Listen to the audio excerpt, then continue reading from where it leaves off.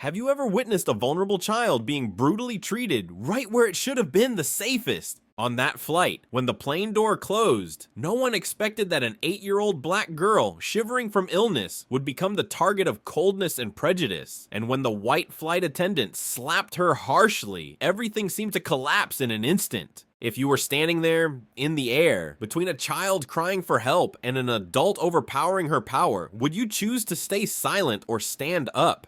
Imagine if that were your child, your grandchild, or yourself in your weakest moment. Would you have the courage to face it, or have you also experienced the feeling of being ignored, misunderstood, looked down upon, just because you are weaker? Today's story is about justice, about motherhood, and about a small choice that can save a life.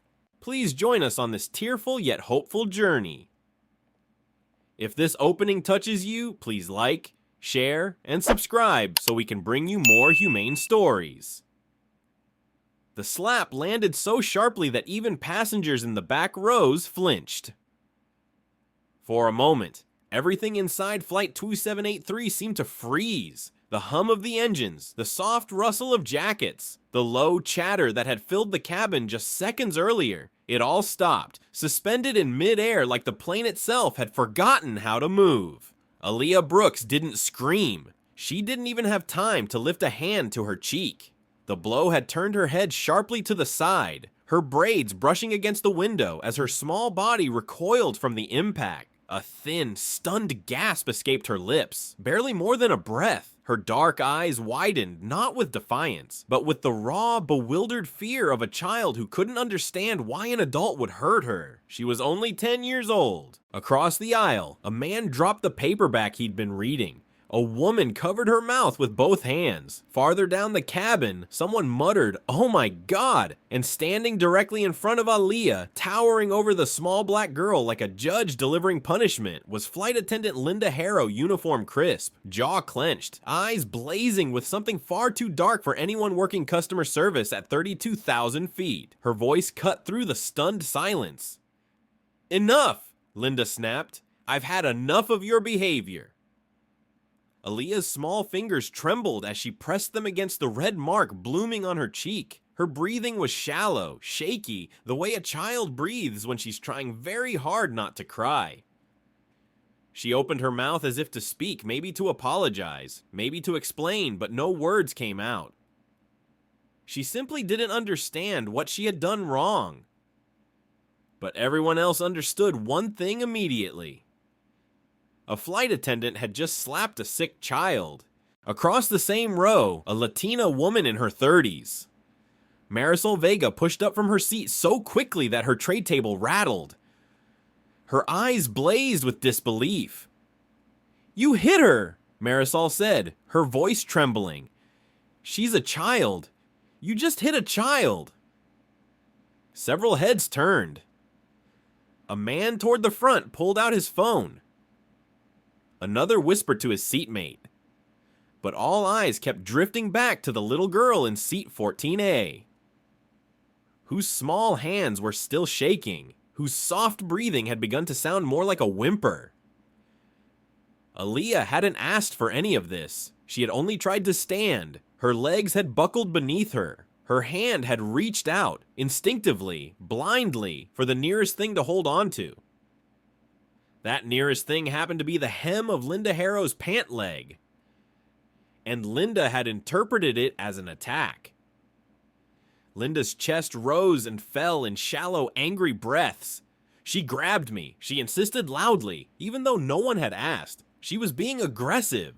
"I'm allowed to defend myself if a passenger puts their hands on me." Someone scoffed under their breath. Someone else whispered, "She's 10. The plane felt suddenly smaller, the air heavier. Aaliyah finally looked up, voice thin and hoarse. I'm sorry. I didn't mean to. I was dizzy." Her words were barely a thread of sound, but they carried, and as they drifted down the aisle, they struck something in nearly everyone listening: shame, disbelief, or a deep ache that came from seeing a child hurt and helpless. Linda crossed her arms. "This behavior is unacceptable. You have disrupted this flight long enough." Aaliyah's lips parted. trembling. Her breath caught in her throat, not just from fear, but from the deep, gnawing pain pulsing through her body. The pain that had been building silently for the past hour. The pain she had tried so hard to hide because she didn't want to bother anyone. Because children like her were always told not to make trouble. Marisol stepped closer, voice rising. "She's sick. Are you blind? The girl can barely sit upright." But Linda's glare flicked toward Marisol, cold and sharp. "Ma'am, sit down. This doesn't concern you. It concerns every decent human being on this plane." Marisol shot back, "And she needs help. A row behind." A deep voice added firmly, "She needs medical attention." The voice belonged to Daniel Harris, a former Army medic who had been quietly observing the situation until now. He stood halfway, bracing his arm against the overhead bin. "Whatever you think happened, this child is clearly unwell." Linda stiffened, her lips thinning. "Sir, I have been a flight attendant for 12 years. I know when someone is faking it for attention." Daniel stared at her with a slow, disbelieving blink. "You think a kid is faking a chronic illness?" "On a flight alone," but Linda only doubled down. "She's been dramatic since the moment she boarded." She snapped, crying, asking for special treatment, interrupting my work, and now grabbing me. A murmur of discomfort spread through the aisle. People shifted in their seats. Some exchanged looks that said exactly what they were thinking. Something was terribly wrong here. And it wasn't the child. Aaliyah's eyes fluttered closed for a moment, her head dipping forward, her breaths coming out in short, painful bursts. When she finally managed to look up, her voice trembled like a loose thread ready to break. I just want my mom." The words fell into the silence like a stone into still water rippling outward, heavy with fear. And no one on that plane, not Linda, not Marisol, not Daniel, not the passengers staring wide-eyed from their seats, had any idea who Aaliyah's mother really was. No one knew that her mother had climbed all the way to the top in an industry that had been built to keep women like her out, that she had survived discrimination, scrutiny, and ceilings so thick they felt like concrete. That she carried power quietly but unmistakably, like a storm gathering strength. No one knew that Dr. Naomi Carter, one of the most influential CEOs in American aviation, was only a few states away, already alerted that her daughter's medical tracker had signaled distress. No one knew she was coming. And when she arrived, the world inside Flight 2783 would change forever. Long before the slap echoed through the cabin of Flight 2783, the day had begun in a place far quieter than any airport terminal. It had begun in a small townhouse on the edge of Charlotte and North Carolina, where the early morning sun filtered through half-closed blinds, landing softly on the face of a little girl lying curled beneath a fleece blanket. Aaliyah Brooks had woken long before her alarm.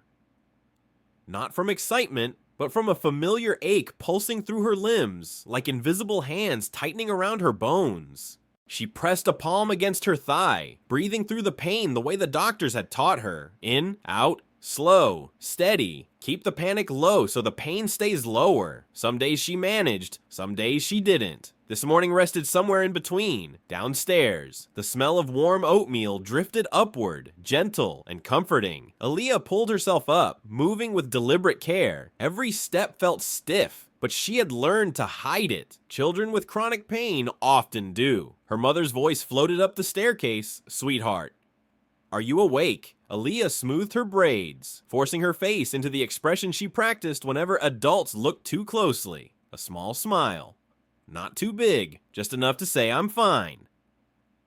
She descended the stairs, and there in the kitchen stood the woman the world knew as Dr. Naomi Carter, CEO of SkyQuest Global Holdings, one of the most powerful aviation corporations in the country. The news called her unstoppable. The industry called her history-making. But in this warm, quiet kitchen, she was simply Mom. She turned, eyes softening instantly when she saw her daughter. "There's my girl. How are you feeling this morning?"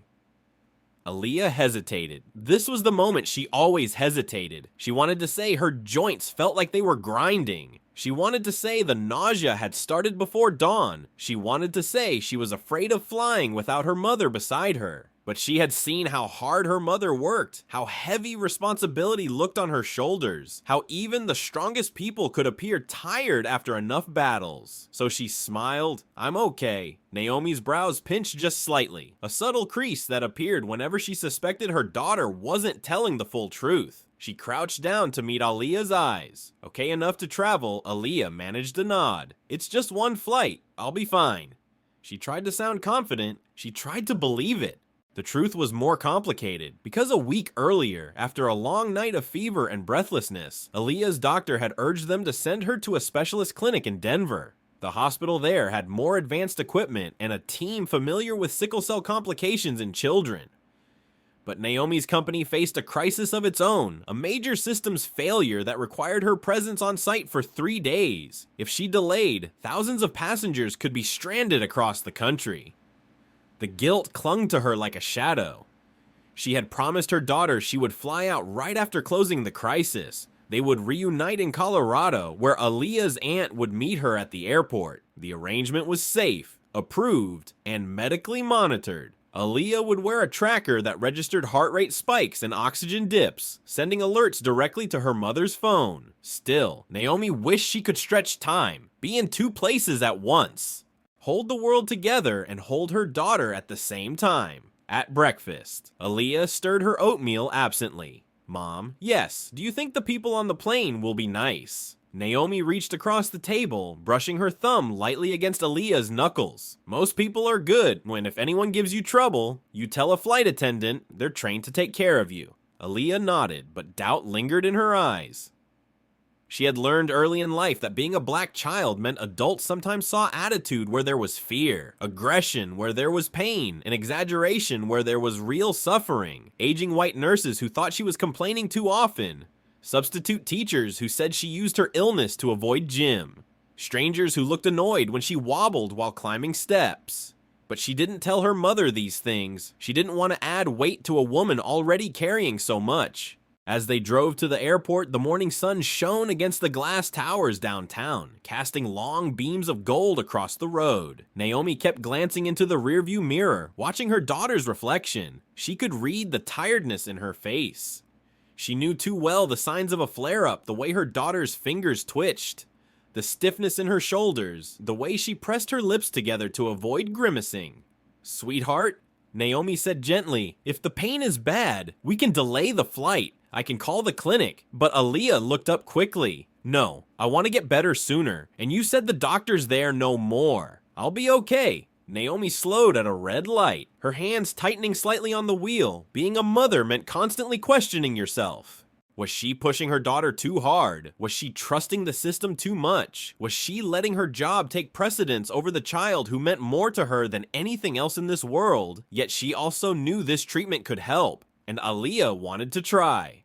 Courage came small and quiet sometimes. At Charlotte Douglas International Airport, the terminal buzzed with rolling luggage, airport announcements, and the faint smell of coffee drifting through the air. Naomi guided Aaliyah through security, keeping a protective hand at her back. The UM unaccompanied minor tag hung around the girl's neck, bright and unmistakable. A ground agent greeted them with a practiced smile. "We'll take good care of her, Dr. Carter." Naomi nodded, but she was scanning everything the plane visible through the window, the faces of nearby employees, the boarding gate number printed on the screen above. Her instincts had never failed her in business. She hoped they wouldn't fail her now. She crouched down again, smoothing a loose braid behind Aaliyah's ear.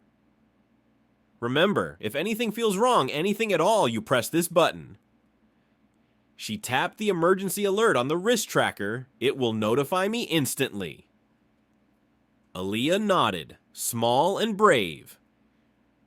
When the final boarding call sounded, Naomi hugged her daughter tightly, her chin resting atop the girl's head. She inhaled the scent of lavender shampoo and wished the moment could stretch longer, just a little longer, before reality reclaimed them both. "I'll see you soon, baby," she whispered. "I'll meet you in Denver, I promise." Aaliyah hugged her back with surprising strength. I know, she believed her mother could do anything.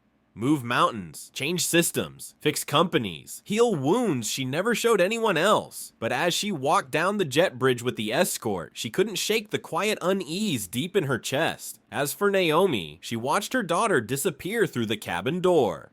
For a fleeting second, she felt something cold slip through her, a warning she couldn't explain. Hours later, when that tracker vibrated against her wrist with an alert she had prayed would never come, she would understand exactly what that feeling had been.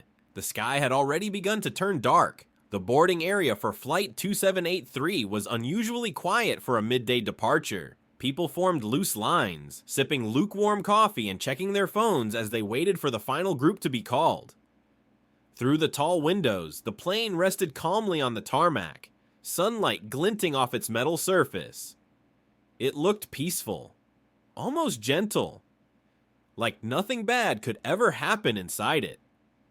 Aaliyah Brooks stood beside the gate agent, fingers tightening around the strap of her small lavender backpack. Her legs felt heavy, but she tried to mask it with steady breaths. The pain had retreated slightly, but she knew better than to trust that. Sickle cell pain liked to play tricks. 1 minute quiet, the next minute sharp enough to steal her breath. The agent crouched beside her. "You ready to go?" Sweetheart Aaliyah nodded, though her throat felt tight. She searched the crowd one last time, as if hoping her mother might appear through the sea of travelers, running late but smiling with relief. But Naomi Carter was already on the other side of security, heading toward her own separate flight, heart pulled in two directions. "Okay," the agent said with a reassuring smile. "Let's get you settled." They walked onto the jet bridge, the hum of the air system filling the narrow space. Aaliyah adjusted the UM lanyard around her neck. It felt heavier today, as though it carried more than just identification. It carried trust, and she hoped the adults on this flight would earn that trust. When they stepped into the cabin, the scent of recycled air and citrus cleaner washed over her. Passengers were still stowing bags overhead. The escort guided her toward seat 14A by the window. That was when Aaliyah saw her for the first time. Linda Harrow. The flight attendant stood near the galley, smoothing the front of her uniform while scanning the boarding passengers with a look that was professional on the surface but brittle underneath. Her hair was pinned in a severe bun, not a strand out of place. Everything about her posture suggested she'd reached the end of her patience long before the flight had even begun. Her gaze flicked briefly to Aaliyah, and something shifted. Not concern. Not a warm welcome. Something else entirely, an irritation so quick most people might have missed it. But Aaliyah didn't miss it. Sick children learn to read adults like weather patterns. Linda stepped toward them. "Unaccompanied minor?" she asked, as though the term itself was an inconvenience. "Yes," the gate agent replied. "She'll need a little extra attention. She's traveling for medical care." Linda exhaled through her nose in a way that wasn't quite a sigh or a huff, but something in between. "Well, okay, let's get her seated. We're already behind schedule." The tone wasn't rude enough to provoke a complaint, just dismissive enough to be felt. The escort buckled Aaliyah in, adjusted the seatbelt, and placed her small backpack under the seat. "You're good," she whispered. "Remember, the flight attendants are here to help." Aaliyah tried to smile, but her stomach knotted. Once the escort left, Linda approached the row again. "If you need anything, raise your hand," she said, quietly. "Not while I'm doing service." Aaliyah nodded, though she didn't fully understand why the rules sounded different for her than for everyone else. 2 seats over, a soft voice broke the awkwardness. "Hi, sweetheart. I'm Marisol." Aaliyah turned. The Latina woman from earlier, dark curls. Warm eyes gave her an encouraging smile. "You fly alone often." Aaliyah shook her head. "No, first time." Marisol nodded. "You're doing great. A lot braver than you know." The words eased something inside the girl, if only briefly. Passengers continued filing in. A tall man with a weathered face and calm posture slid into the aisle seat next to Marisol. He gave a polite nod. "Daniel Harris," he said quietly. Marisol smiled. "I'm Marisol, and this is Aaliyah." Daniel leaned forward slightly, offering Aaliyah a small, respectful nod. "Nice to meet you. You doing okay?" She hesitated. "Mostly, He didn't press, just gave a gentle acknowledgement. The kind adults give when they sense a child is struggling but trying not to show it. The cabin lights flickered. The remaining passengers settled into seats. Overhead, bins slammed shut. Linda's voice echoed through the cabin, crisp but strained. Cabin crew, prepare for departure. As she passed row 14, her eyes brushed Aaliyah again. Something hard flickered there. Something that suggested she didn't appreciate having an extra responsibility on a day when she'd already been stretched thin. The engines roared to life. The plane began to taxi. Aaliyah leaned her forehead against the cool window, watching the landscape slide past. For a moment, everything felt manageable. The noise, the movement, the faint ache in her bones. She whispered under her breath, "Please let this be okay." On the other side of the aisle, Marisol noticed the subtle tension in the girl's posture. Leaning closer, she asked softly, "Do you need anything, Watergum? I'm fine," Aaliyah said automatically. Daniel studied her face. He didn't miss the pale tint around her lips. "You ever flown during a pain flare?" he asked gently. Aaliyah stiffened. "How did you know I've seen it before?" he replied.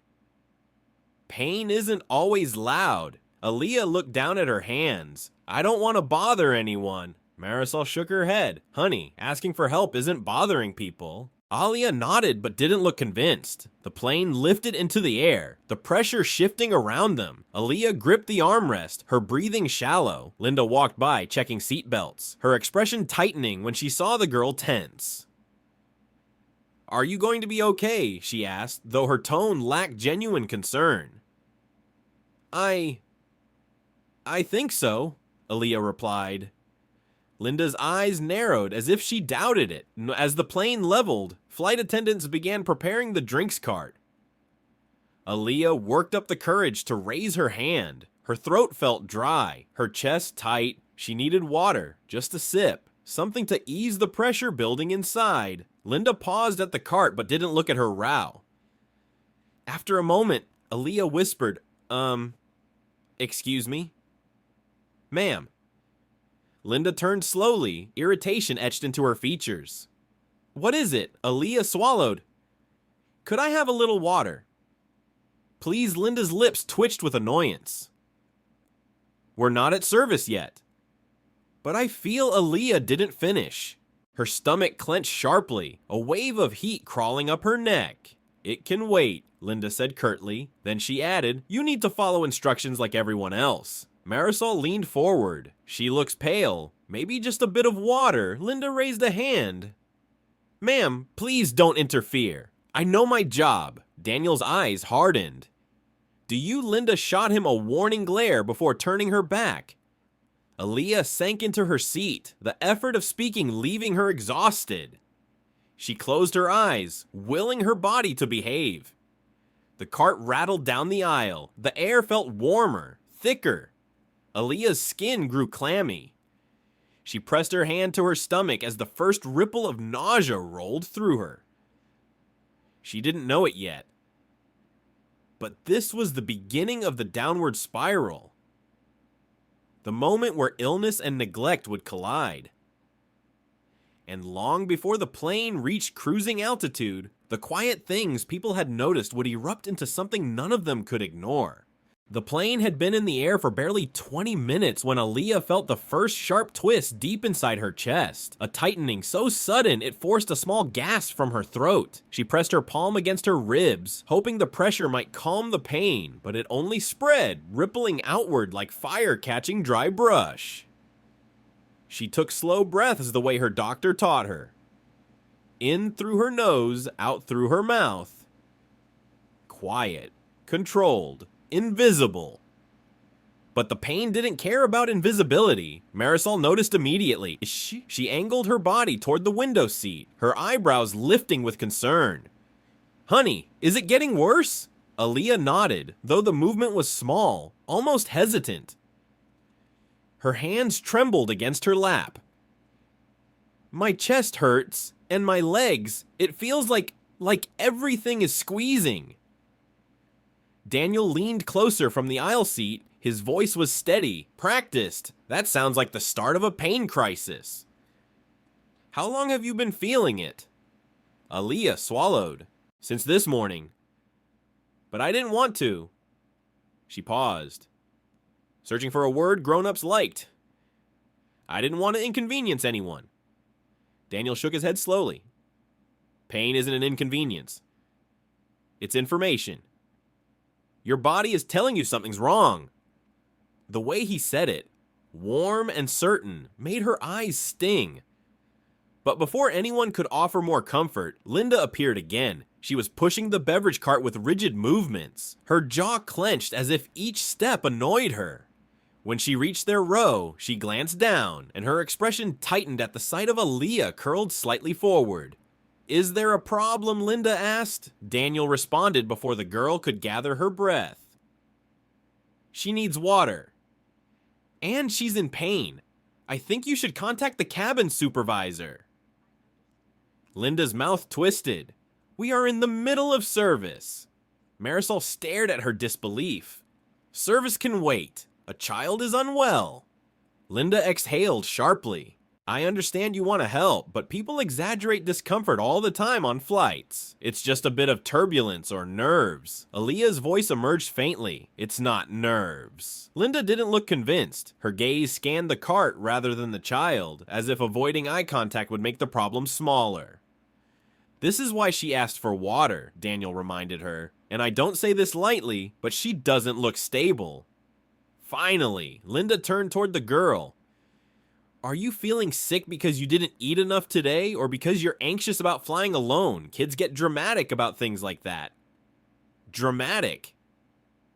The word landed heavier in Aaliyah's ears than the ringing hum of the engine. Her illness had been called that too many times. Teachers dismissed it. Nurses ignored it. A few relatives claimed she made it sound worse than it was. Every time, she had shrunk a little smaller, learning to mask her pain as if it were shameful. And now, here it was again. This same misunderstanding, this same disbelief, this same burden of proving her own suffering. Marisol's tone sharpened. That's enough. She says she's in pain. You don't question a sick child. But Linda only tightened her grip on the cart handle. I have a job to do, and I can't stop service every time someone asks for special attention. Daniel breathed slowly through his nose, clearly holding back frustration.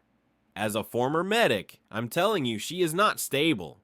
And if this gets worse mid-flight, you'll have more than service to worry about. Linda's eyes flicked to him. She didn't appreciate authority that wasn't hers. But instead of responding, she simply continued pushing the cart forward, leaving the row in a tension heavy enough to make several passengers turn in their seats. Aaliyah leaned her head back, blinking rapidly. The pressure in her chest spread to her abdomen, then to her knees. The pain sharpened with each breath, and she bit her bottom lip to stifle a whimper. Marisol reached for her hand. Sweetheart, listen to me. You don't have to be brave right now. If it hurts, say it. Tears finally gathered at the corners of Aaliyah's eyes. It hurts everywhere. Daniel opened the overhead air vent and angled it toward her face. This should help with the nausea. Keep breathing slow, but the cool breeze wasn't enough. A wave of dizziness rolled through her, and her stomach lurched violently. I think I'm gonna... She didn't finish. Marisol grabbed the air sickness bag from the seat pocket just in time. Aaliyah bent forward, her small body shaking as she vomited. The sound drew the attention of nearby passengers. A few looked annoyed. Others concerned. One woman murmured, "Poor kid." When Aaliyah finished, she sagged against the seat, exhausted. Marisol held her steady while Daniel reached into his backpack for a pack of tissues. "You're okay," Marisol whispered. "You're okay. Just breathe," but not everyone saw it that way. Linda appeared again, her lips thinning at the sight of the filled bag in Marisol's hand. What happened? Daniel didn't hide the irritation in his voice. What do you think happened? She's sick. She needs help. Instead of concern. Linda responded with stiff annoyance. Passengers are expected to tell us before incidents like this so we can prepare. Marisol gaped at her. She tried. And you brushed her off? Linda ignored the accusation. She needs to clean herself up. We can't have messes causing discomfort for other guests. The words struck Marisol like a slap of their own. She leaned forward protectively, shielding the girl. Daniel's tone dropped. Low. Dangerous. Her comfort should be your first priority. Linda inhaled sharply, clearly offended. This is my plane. I maintain order here, Marisol whispered. Your plane. You're here to serve passengers, not dominate them. A few rows back, a man muttered, What's wrong with that lady? Another took out his phone, sensing something was unfolding. Aaliyah tried to wipe her mouth, but her hand shook too much. Marisol helped her, being as gentle as possible. When the next wave of pain hit, stronger than before, Aaliyah pressed both hands against her stomach, bending forward so sharply that Marisol caught her shoulders in alarm. Honey, honey, look at me! But Aaliyah's breaths were shallow. Fast. Wrong. Daniel touched her wrist. Her pulse is racing. He looked directly at Linda. This is not a behavioral issue. She's having a real medical crisis. Linda crossed her arms defensively. She was fine during boarding, Marisol shot back. Illness doesn't ask permission to start. Aaliyah's eyes grew glassy, her voice a faint whisper. It feels like someone is squeezing inside my bones. Daniel nodded grimly. Classic sickle cell crisis. She needs oxygen. And fluids. Immediately, Linda didn't move. We don't hand out medical equipment unless a supervisor approves it. Daniel clenched his jaw. Then call the supervisor. Linda hesitated, her pride warring with protocol, and while she hesitated, Aaliyah's head slumped sideways, her breaths coming in thin, cracked threads. Passengers began to murmur. Louder now. Someone said, Why isn't she helping the kid? Another? That girl needs a doctor. A third voice, shaky with anger. Do something. Linda finally stepped forward. But not in the way anyone expected. She leaned in close, her voice sharp. Young lady, you need to calm down. Your behavior is disrupting the passengers around you. Marisol's jaw dropped. Daniel stared in disbelief. Aaliyah tried to sit upright, her body trembling violently, but the pain was too much. She leaned forward, clutching her knees, shaking. Daniel spoke through gritted teeth. If you don't call the supervisor right now, this is negligence. Linda's eyes flashed. You don't tell me how to do my job. Marisol snapped. Then do it correctly. But before anyone could argue further, a sudden convulsion of pain ripped through Aaliyah, forcing a strangled cry from her throat. The moment was raw, terrifying, impossible to ignore. Passengers stopped pretending not to watch. The cabin fell into stunned silence. And as the girl's small body trembled, as her breaths came in broken gasps, the situation shifted. It was no longer about annoyance or disbelief. It was a child in crisis, a child sinking fast. Everyone saw it, everyone except the one person responsible for helping her. Linda took a slow breath, jaw clenched, and turned away. That was when the fear in Aaliyah's chest solidified into something colder. She was alone. Alone at 32,000 feet. Alone with pain too big for her body. Alone with an adult who refused to see her suffering. And with every passing moment, the sky outside grew darker than before. The tension inside Flight 2783 had settled into the air like an invisible weight. Conversations faded. Passengers glanced toward row 14 with growing unease. Even those who had tried to mind their own business felt something twist inside them as they watched a child struggle to breathe. Aaliyah sat hunched forward, her forehead nearly touching her knees, fingers gripping the edge of her seat. Her breaths came in uneven waves, shallow and frightened. Goosebumps dotted her arms despite the warmth of the cabin. Marisol wrapped an arm gently behind her shoulders. "Sweetheart, I'm right here. Just keep breathing with me. Slow if you can." Aaliyah's voice was barely audible. "It hurts. Everywhere." "I know," Marisol whispered, her heart breaking at the sight. "I know." "Carino," Daniel reached up to press the flight attendant call button.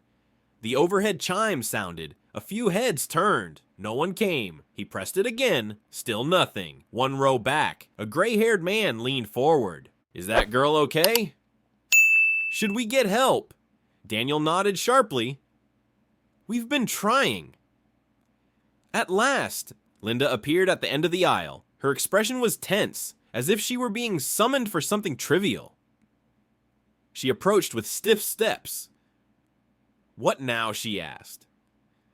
Daniel rose from his seat so fast the tray table rattled. "What now? She's getting worse. She needs medical support." Linda folded her arms. "I told you, I will call someone when I determine it's necessary." Marisol stared in disbelief. She's vomiting, shaking, and struggling to breathe. "What else do you need to see?" Linda's eyes flicked to the passengers beginning to watch. "Don't make a scene." A scene, Marisol's voice rose. "A child is sick." "And you call that a scene?" A woman across the aisle lifted her phone, recording discreetly. A man a few rows ahead turned completely in his seat to listen. Linda noticed the phones and straightened. Filming crew members without permission violates airline policy. Daniel stepped slightly forward. "You know what else violates policy? Ignoring a passenger in medical distress." That struck something in her. She narrowed her eyes. "Sir, I suggest you sit down before I have security meet you at landing." Marisol scoffed. Security for wanting to help a child? Linda ignored her and looked directly at Aaliyah. "You need to calm down, young lady. You're scaring the other passengers." Aaliyah's head jerked upward at the sound of the accusation. Her eyes glassy. I'm not trying to." The rest dissolved into a small cry of pain. Daniel ran a steady hand along her shoulder. She can't calm down. This is a pain crisis. It escalates quickly. Linda tossed her hands in the air. Everyone says that when they want attention. The entire row fell silent. Even the hum of the engine seemed quieter. Marisol's mouth dropped open. "You think she wants this? You think a 10-year-old chooses to shake and vomit because she wants attention?" Linda shot back. "Kids fake things all the time. I see it every day." A tall man in a business suit suddenly stood up 2 rows behind. "Not like this. They don't," another voice added. "She needs help, not judgment." A third chimed in. "You can see she's sick. Anyone can." Passengers who had been silent until now found their voices, murmuring in agreement. A few called out words like shameful, unprofessional, do your job. Linda's cheeks flushed red. She wasn't used to losing control of a cabin, especially not to passengers who questioned her authority. "Everyone sit down," she snapped. "This is not your concern," Marisol replied, fury trembling in her voice.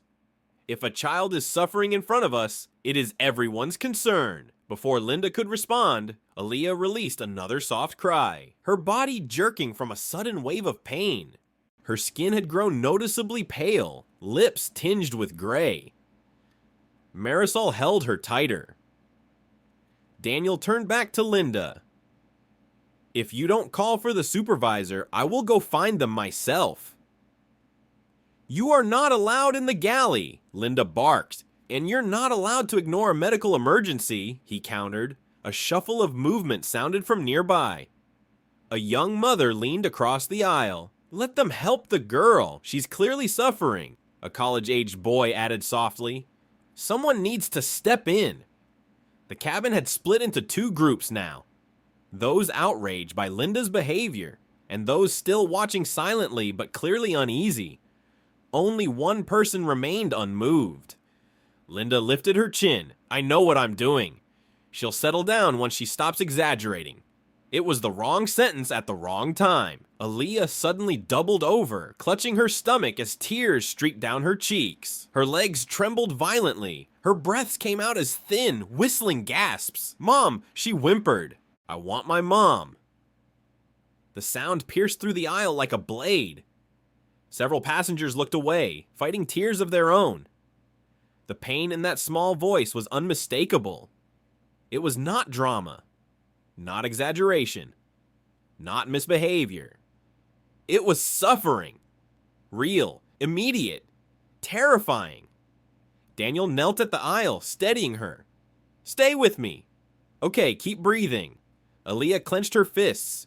"It feels like I'm breaking inside," Marisol whispered, fighting tears. "I know, sweetheart. Stay with us." Linda finally reached for the intercom, but instead of calling for help, she leaned toward Aaliyah again. "You need to stop this," she said quietly but sharply. "Other people have paid for this flight and you're disturbing them." A gasp rippled through nearby rows. Marisol rose to her feet, shaking. "You're heartless." Linda's eyes hardened. "I'm being practical. I cannot allow one child to disrupt the entire cabin." Daniel's voice dropped so low it made several people shiver. "That child could die if you don't act." "Do you understand that?" Linda stiffened. "You're being dramatic."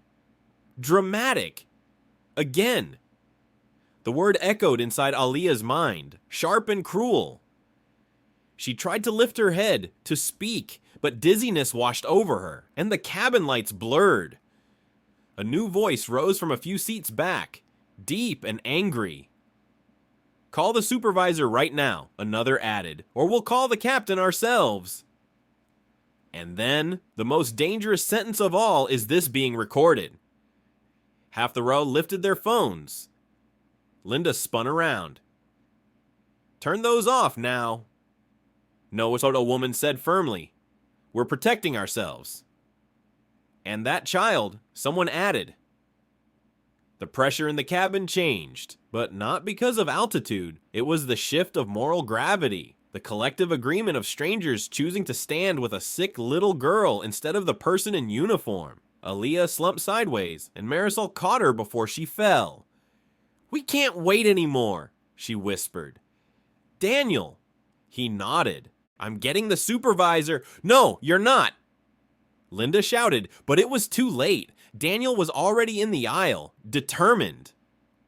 Linda reached out to grab his arm, and that single reckless movement would ignite the moment that no one on Flight 2783 would ever forget. Daniel had already stepped into the aisle when Linda's hand closed around his forearm. Her grip was sharp, intentional, fueled by authority rather than necessity. The sudden contact startled several passengers. A collective breath caught somewhere between rows 12 and 16. "Sit back down," Linda ordered. "You don't walk into the galley without permission." Daniel froze, not because he feared her, but because the pull on his arm had thrown off his balance. For a brief second, the entire cabin held its breath. Marisol gasped. "Let him go. You can't put your hands on him." Linda's jaw tightened. "He needs to follow instructions." Passengers murmured angry, confused, unsettled. A businessman muttered, "She's out of control." A college student whispered, "She touched him first."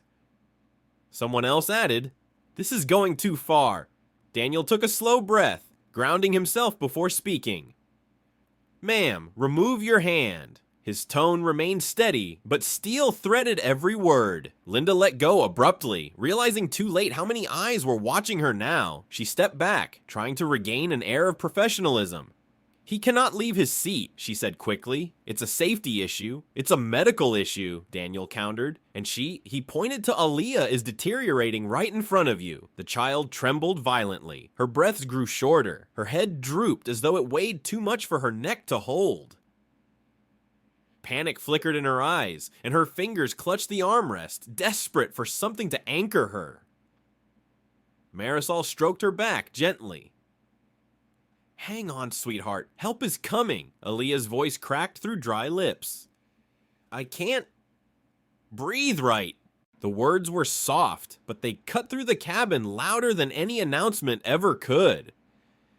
A woman across the aisle whispered, hands covering her mouth. She's going to pass out. Daniel placed 2 fingers against Aaliyah's wrist, counting silently. His expression darkened. Her pulse is too fast. She's going into full-blown crisis. Several passengers shifted uncomfortably, sensing the urgency even if they didn't understand the medical details. Linda's voice rose, almost defensive. Children say dramatic things when they're scared. That is not drama, Daniel snapped, abandoning restraint. It's physiology. Before Linda could retort, Aaliyah lurched forward, gagging without warning. Marisol reacted instantly, scooping the air sickness bag again, but this time Aaliyah's body convulsed so forcefully that she nearly slipped from her seat. Marisol held her upright. It's okay, stay with me. A man in row 13 stood up in alarm. Somebody get oxygen. Linda spun toward him. Face flushed. Sir, sit down. No, he shouted. She needs help. What are you doing? 2 more passengers rose. Phones appeared. Voices grew louder. She's ignoring the kid. Call the captain. Why hasn't she called anyone yet? Linda's face froze. The fragile structure of authority she clung to was cracking. She raised her hands in a defensive gesture. Everyone needs to calm down, but calm was impossible. Not when a child was drowning in pain. Not when a professional ignored repeated pleas for help. Not when the cabin had reached a boiling point. In that moment, Aaliyah whimpered a sound so faint and broken that it drew every eye. Please, someone help me. Her face contorted. Tears streaked down her cheeks. She pressed both palms against her chest as if trying to keep something from tearing open inside her. Marisol turned back to Linda, voice trembling with rage. Look at her. Look at her. You think she's faking that passengers leaned into the aisle for a clearer view? Sympathy shifted fully now. Whatever doubt had existed earlier evaporated the moment they saw a little girl begging for help in a whisper that sounded older than her years. Daniel squared his shoulders. I'm going to the galley, and you're not stopping me. No, Linda insisted, though her voice wavered slightly. You cannot. Daniel stepped past her, and that was it. Linda moved quickly, reaching to block him with her arm, but in doing so, her elbow swung too wide and struck the side of Aaliyah's shoulder. The impact wasn't enormous, but to a child in pain, already curled forward and vulnerable, it was too much. Aaliyah cried out, a raw, startled sound, and her body jerked. The sharp movement sent a jolt through her ribs, causing another wave of agony to ripple through her. She folded inward, gasping. Marisol snapped. You hit her! Gasps erupted through the cabin. A man shouted, I saw it. She knocked into the kid. Another voice followed.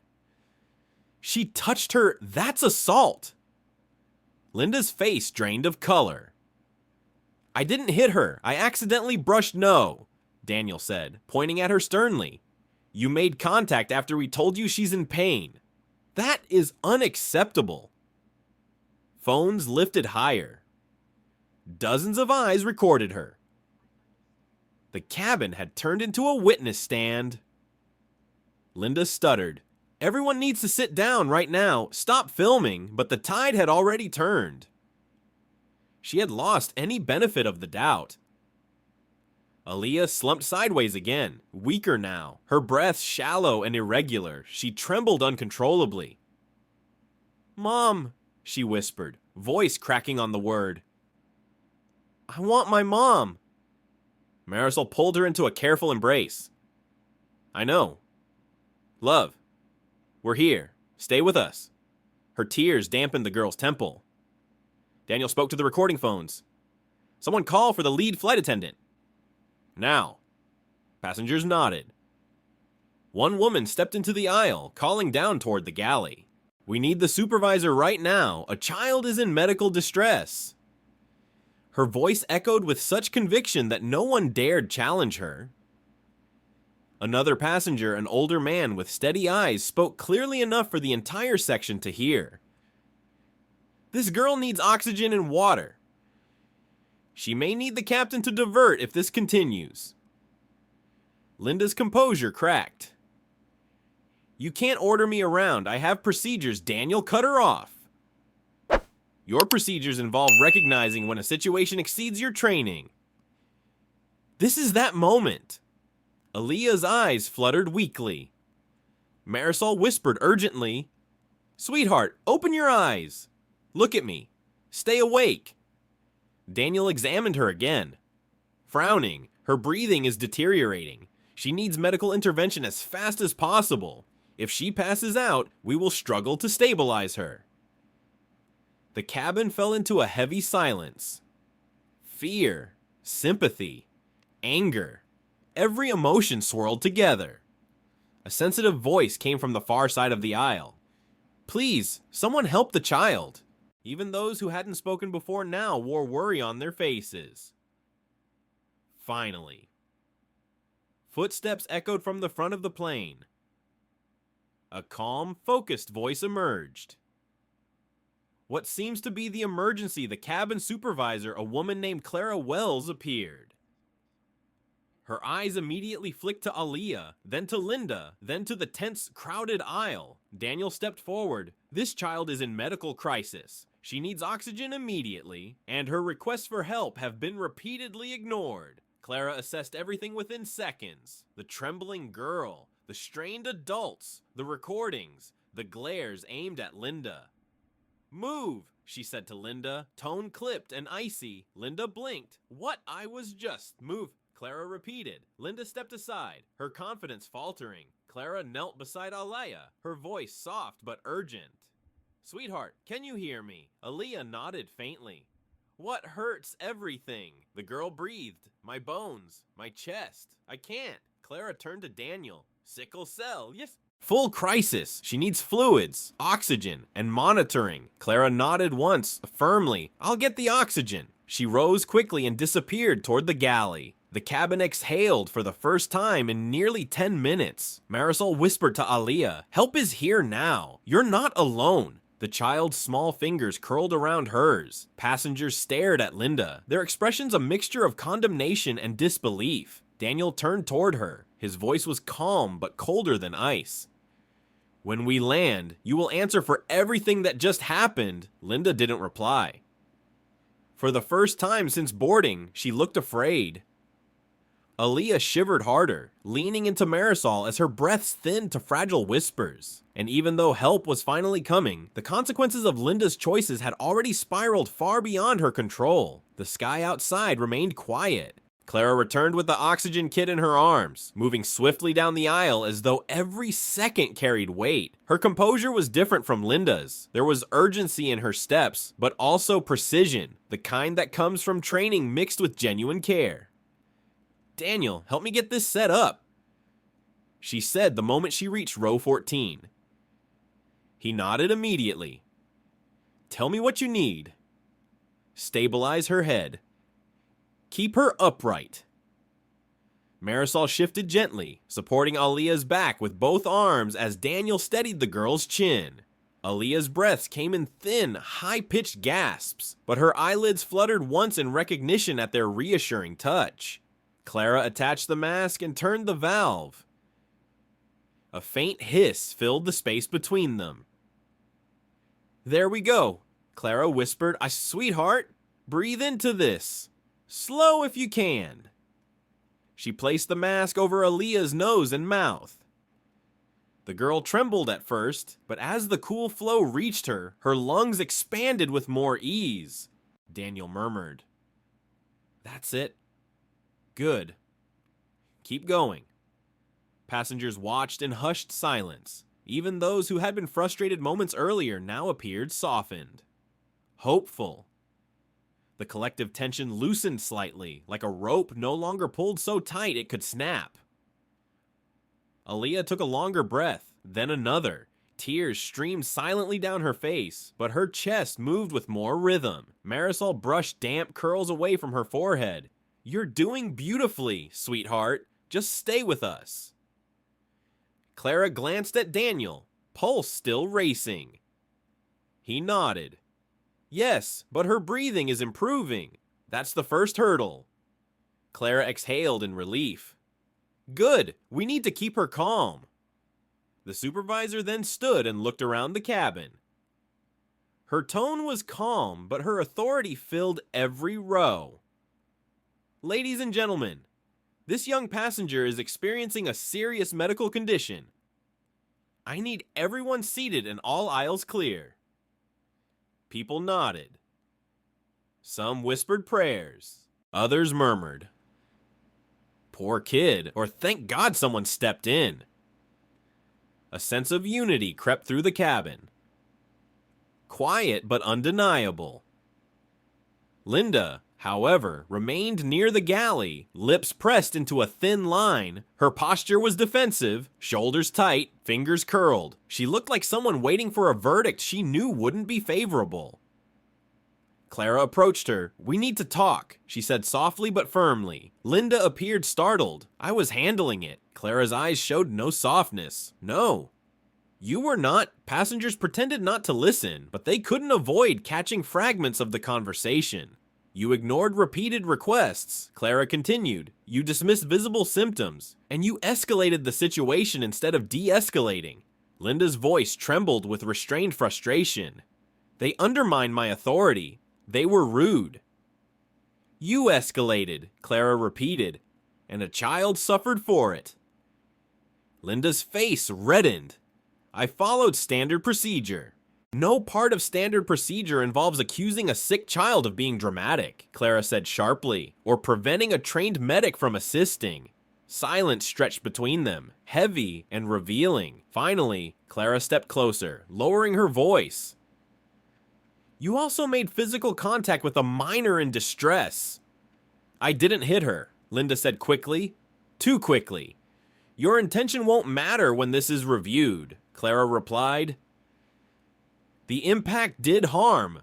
From row 14, Aaliyah stirred. Her voice came faintly through the mask. My chest, still tight. Daniel crouched beside her again. Keep breathing. The oxygen is helping. Let it work through you. Marisol squeezed her hand gently. You're safe now. Clara's gaze softened as she watched the girl, then hardened again as she turned back to Linda. I'm taking over this cabin. You will assist only when asked. Linda swallowed, her pride visibly cracking. I am still part of this crew. Then act like it, Clara said quietly. For the first time, Linda didn't respond. Clara returned to row 14 and knelt beside Aaliyah once more, her tone warm, maternal. Sweetheart, we're not leaving you alone anymore. Aaliyah nodded faintly. Passengers around them relaxed a little, but not entirely. Not shy.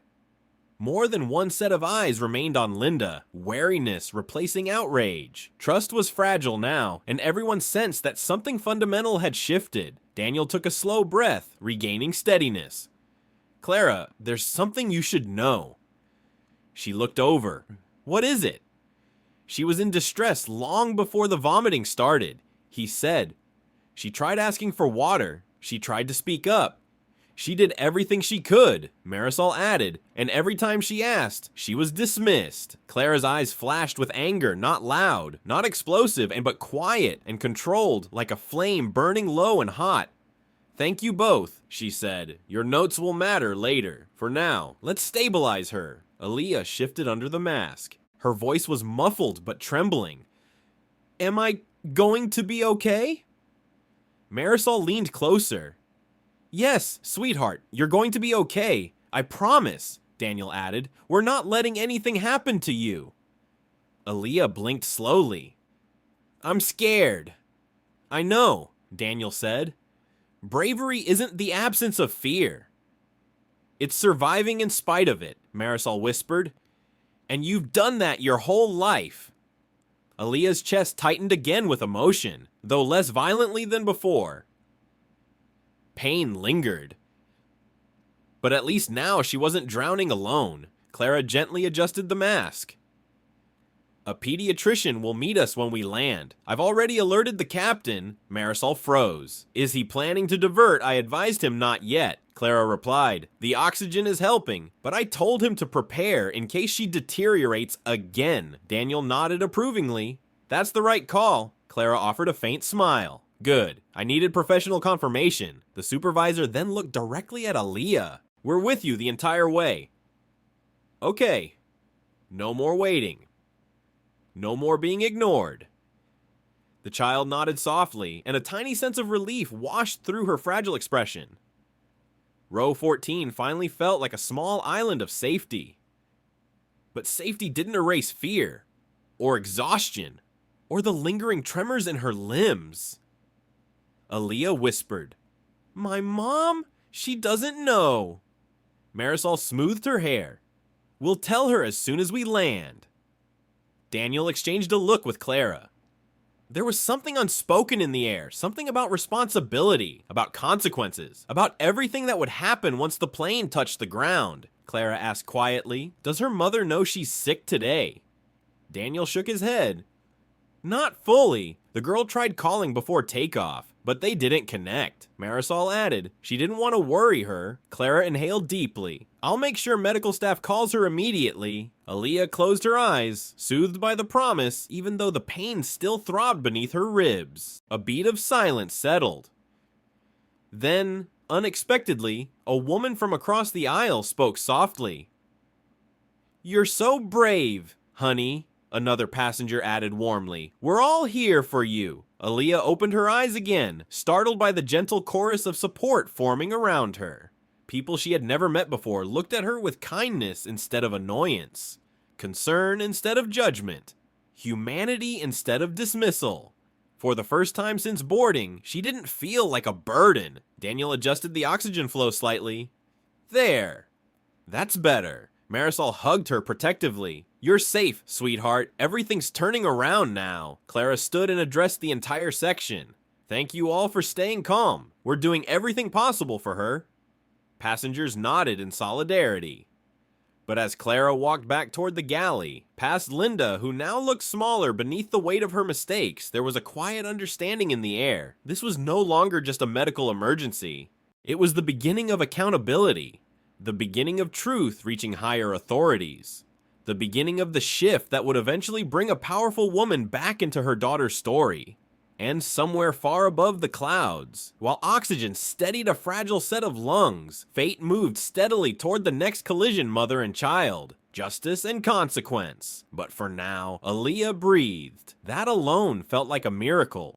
The cabin lights dimmed slightly as Flight 2783 continued its ascent across the early afternoon sky. Clouds drifted beneath the plane like soft sheets of cotton, unmoved by the turmoil unfolding inside. For several long minutes, the only sound in row 14 was the steady hiss of oxygen flowing through clear tubing. Aaliyah leaned against Marisol's shoulder, her small body still trembling but no longer collapsing under each breath. Her eyes fluttered open and closed, as though the effort of staying conscious required more strength than she had to give. Daniel kept 2 fingers on her wrist, silently monitoring her pulse. Every so often, he murmured something gentle to her. Words meant to tether her to awareness. Words meant to keep panic from swallowing her whole. "You're doing well," he whispered. "Your breathing sounds better now." Aaliyah nodded faintly, though her eyelids drooped with exhaustion. Passengers around them remained quiet, reverent almost, as if afraid to disturb the fragile progress she fought for. Clara returned with a small cup of water. She crouched carefully, making sure her movements didn't jostle the girl. "Sweetheart, take tiny sips. Don't rush." Aaliyah lifted her shaky hands toward the cup, but they trembled too violently. Marisol steadied them gently. "I've got you," she murmured. The first sip was small, barely a teaspoon, but it seemed to revive something in the child. Her eyes opened wider. The gray around her lips softened. Clara smiled in quiet relief. "Good. Hydration helps the pain cycle." Daniel nodded. "Yes, fluids will help her body move through the crisis." From farther down the aisle, a passenger whispered, "Thank God she's doing better," but better was not the same as safe. Aaliyah lowered the cup and pushed the oxygen mask aside just long enough to speak. "My mom, she'll be scared." Her voice was thin, nearly swallowed by the hum of the engines. Marisol brushed her cheek. "Of course she will." Any mother would be. Daniel looked at Clara. We should contact her mother before landing. Clara exhaled slowly. I agree. But we need the captain's approval to initiate ground contact. Another voice rose from behind them, soft, steady, decisive. Then ask him. Now. Everyone turned. It was the elderly man who had spoken earlier, a retired physician, judging by the way he carried himself. He had watched the entire emergency unfold quietly, hands folded over a worn leather bag. His eyes were firm with conviction. Clara nodded respectfully. I will. She turned to head toward the cockpit, but a sudden tremor passed through Aaliyah. Her breath hitched. Her body curled inward again. Daniel immediately steadied her. Easy, easy, little one. Stay with me. Marisol tightened her hold. It's okay. It's okay. Breathe with us, baby. Aaliyah gasped softly. It's coming back. Daniel shook his head gently. The oxygen helps the breathing, but the pain takes longer to settle. You're not doing anything wrong. Tears welled in her eyes. It feels like it's crushing me, Marisol whispered. I know, sweetheart. I'm here. Don't fight it alone. Clara hesitated, torn between rushing for the cockpit and staying to comfort the child. Daniel caught her eye. Go, he said firmly. We'll watch her. Clara nodded once and hurried forward. The cabin remained still as she disappeared beyond the curtain. For a moment, the entire plane seemed to hold its breath. Aaliyah's trembling eased again, but she looked drained, as though every ounce of energy had been wrung out of her. Her voice broke softly. Is she coming? My mom? Marisol's voice thickened. She will know soon, and she'll get to you. Will she be mad I didn't tell her? Daniel shook his head immediately. No, sweetheart. She'll just be grateful you're okay. Aaliyah pressed her hand against her ribs. She tells me to call if I feel bad. But she works a lot. I don't want her to be stressed.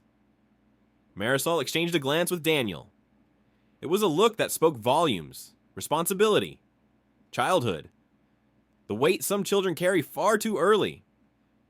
You're not a burden, Marisol said gently. Not to her, not to anyone. Aaliyah looked unconvinced. Sometimes it feels like everything I do makes trouble for someone. The words were quiet, but they pierced through the aisle like a confession too heavy for a child to carry. Daniel leaned closer, lowering his voice. Listen to me. Needing help is not trouble. That's what adults are here for, to protect you, to lift you up. Aaliyah blinked slowly, her lashes damp. Behind them, a woman whispered to her husband, "She's such a sweet girl. How could anyone ignore her?" Another murmured, "Because some people don't see children like her." The statement lingered in the air. Heavy. Honest. Aaliyah struggled to sit straighter, gripping Daniel's sleeve for balance. He rested a steady hand between her shoulder blades. "You're safe," he repeated softly. "Keep breathing slow." A distant chime echoed from the cockpit. A few moments later, Clara returned, her expression calm but purposeful. The captain approved the call. She announced to Daniel and Marisol. "We can contact her mother." Marisol let out a breath of relief. Thank goodness. Aaliyah lifted her gaze weakly. "You'll call her Clara," knelt again to meet her eyes. "Yes, sweetheart. We'll let her know everything she needs to know," Daniel added, "and we'll tell her you've been incredibly strong." A faint smile tugged at the corner of Aaliyah's mouth. It wasn't much, but it was something. Clara stood and moved toward the front of the plane to prepare the communication request. Linda hovered near the galley, watching the scene with an expression that flickered between defensiveness and something more fragile uncertainty. She didn't move closer. She didn't offer help. She stayed rooted in place, as though her feet had anchored to the floor under the weight of her earlier choices. Marisol continued stroking the girl's hair.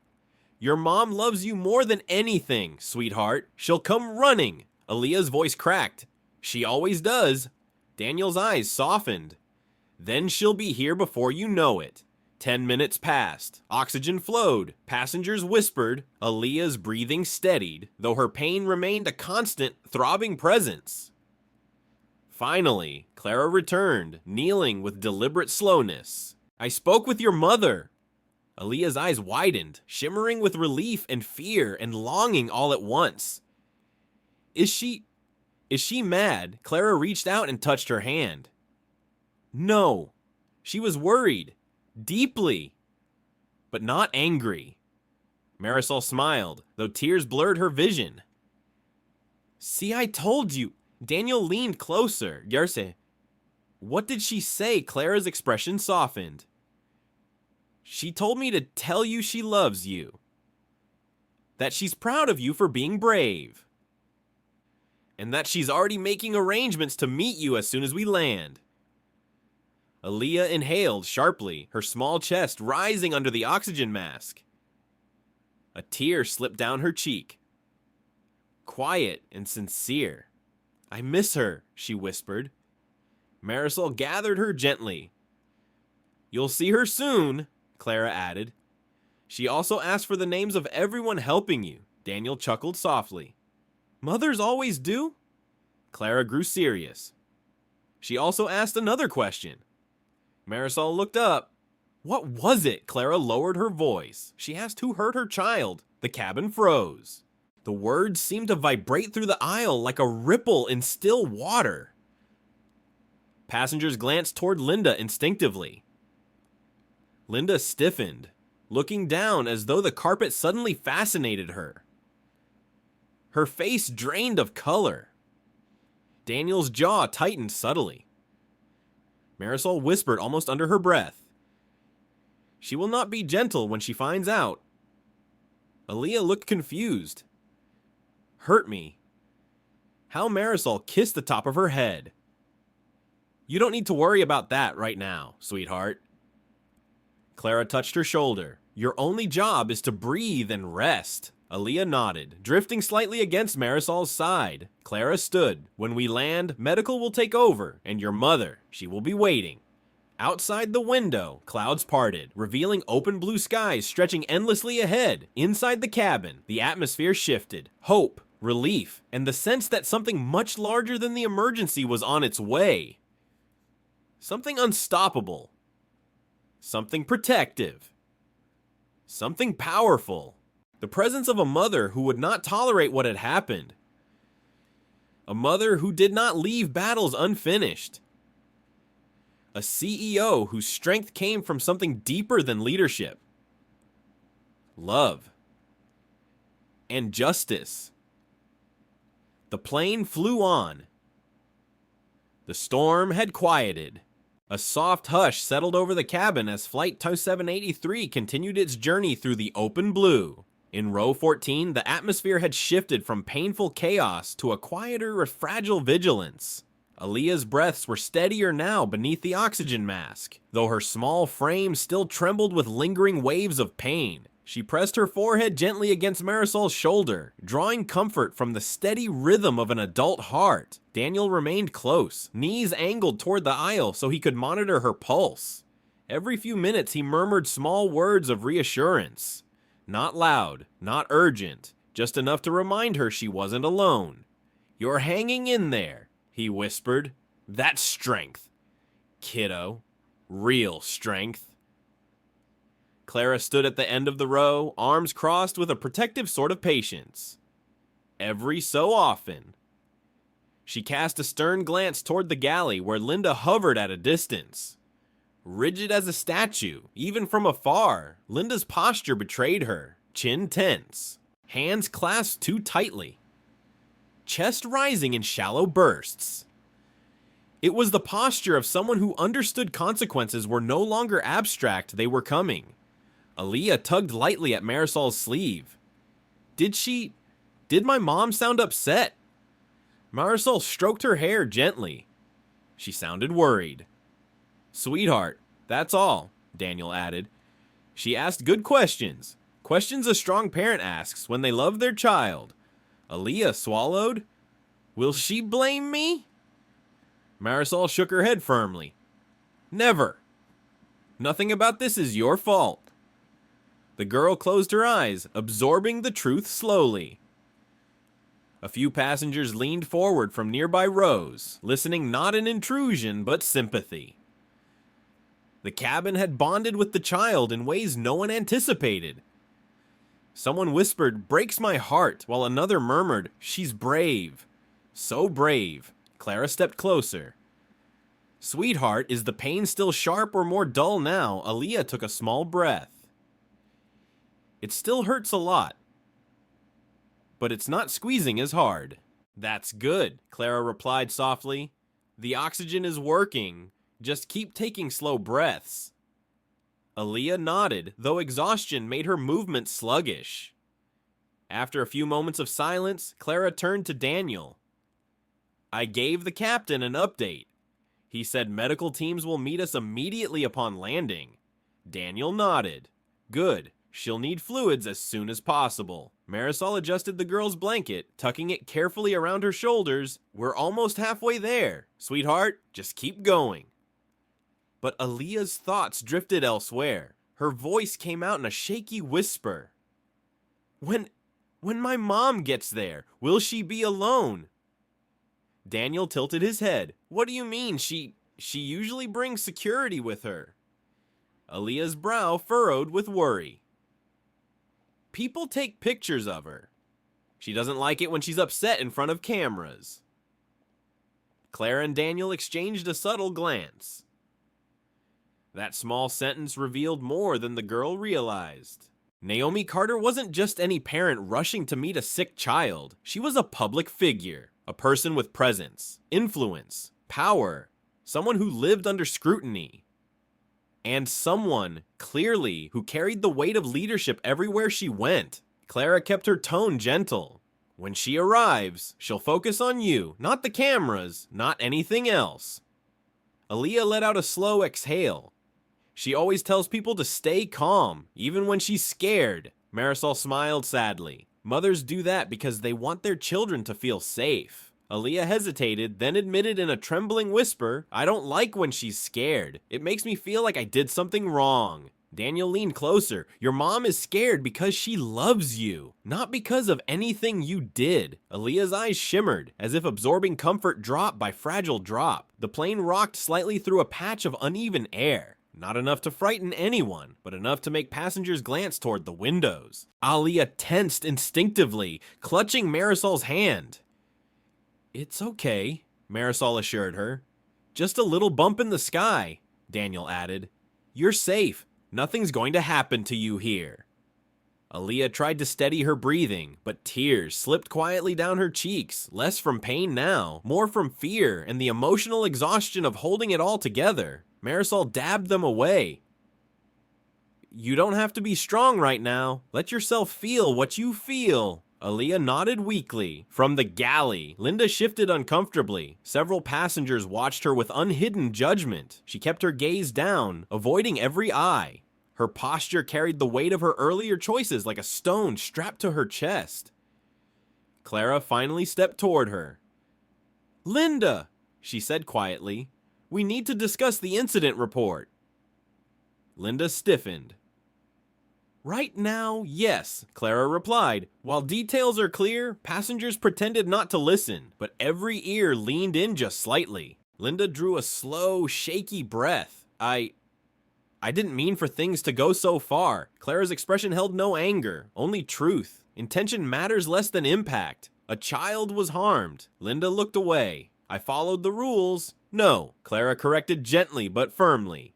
"You followed your frustration. Not procedure, not compassion." Linda's throat bobbed. "I thought she was exaggerating, and you were wrong." Clara responded, "A medical professional tried to tell you. A teacher tried to tell you. Even the child tried. You dismissed every one of them." The words hung in the air like a mirror being held up in front of someone who didn't want to see their reflection. Linda whispered, "People pretend to be sick all the time. You know that." Clara sighed quietly. "And that bias cost you today." Linda blinked rapidly. Her mother, what did she say? Clara didn't soften. She asked who hurt her daughter. Linda paled. "And I will tell the truth," Clara continued. "Every detail." The older flight attendant closed her eyes, steadying herself, but the damage was already cemented. Watching her face, one could see the moment she realized her actions had consequences far beyond discomfort or embarrassment.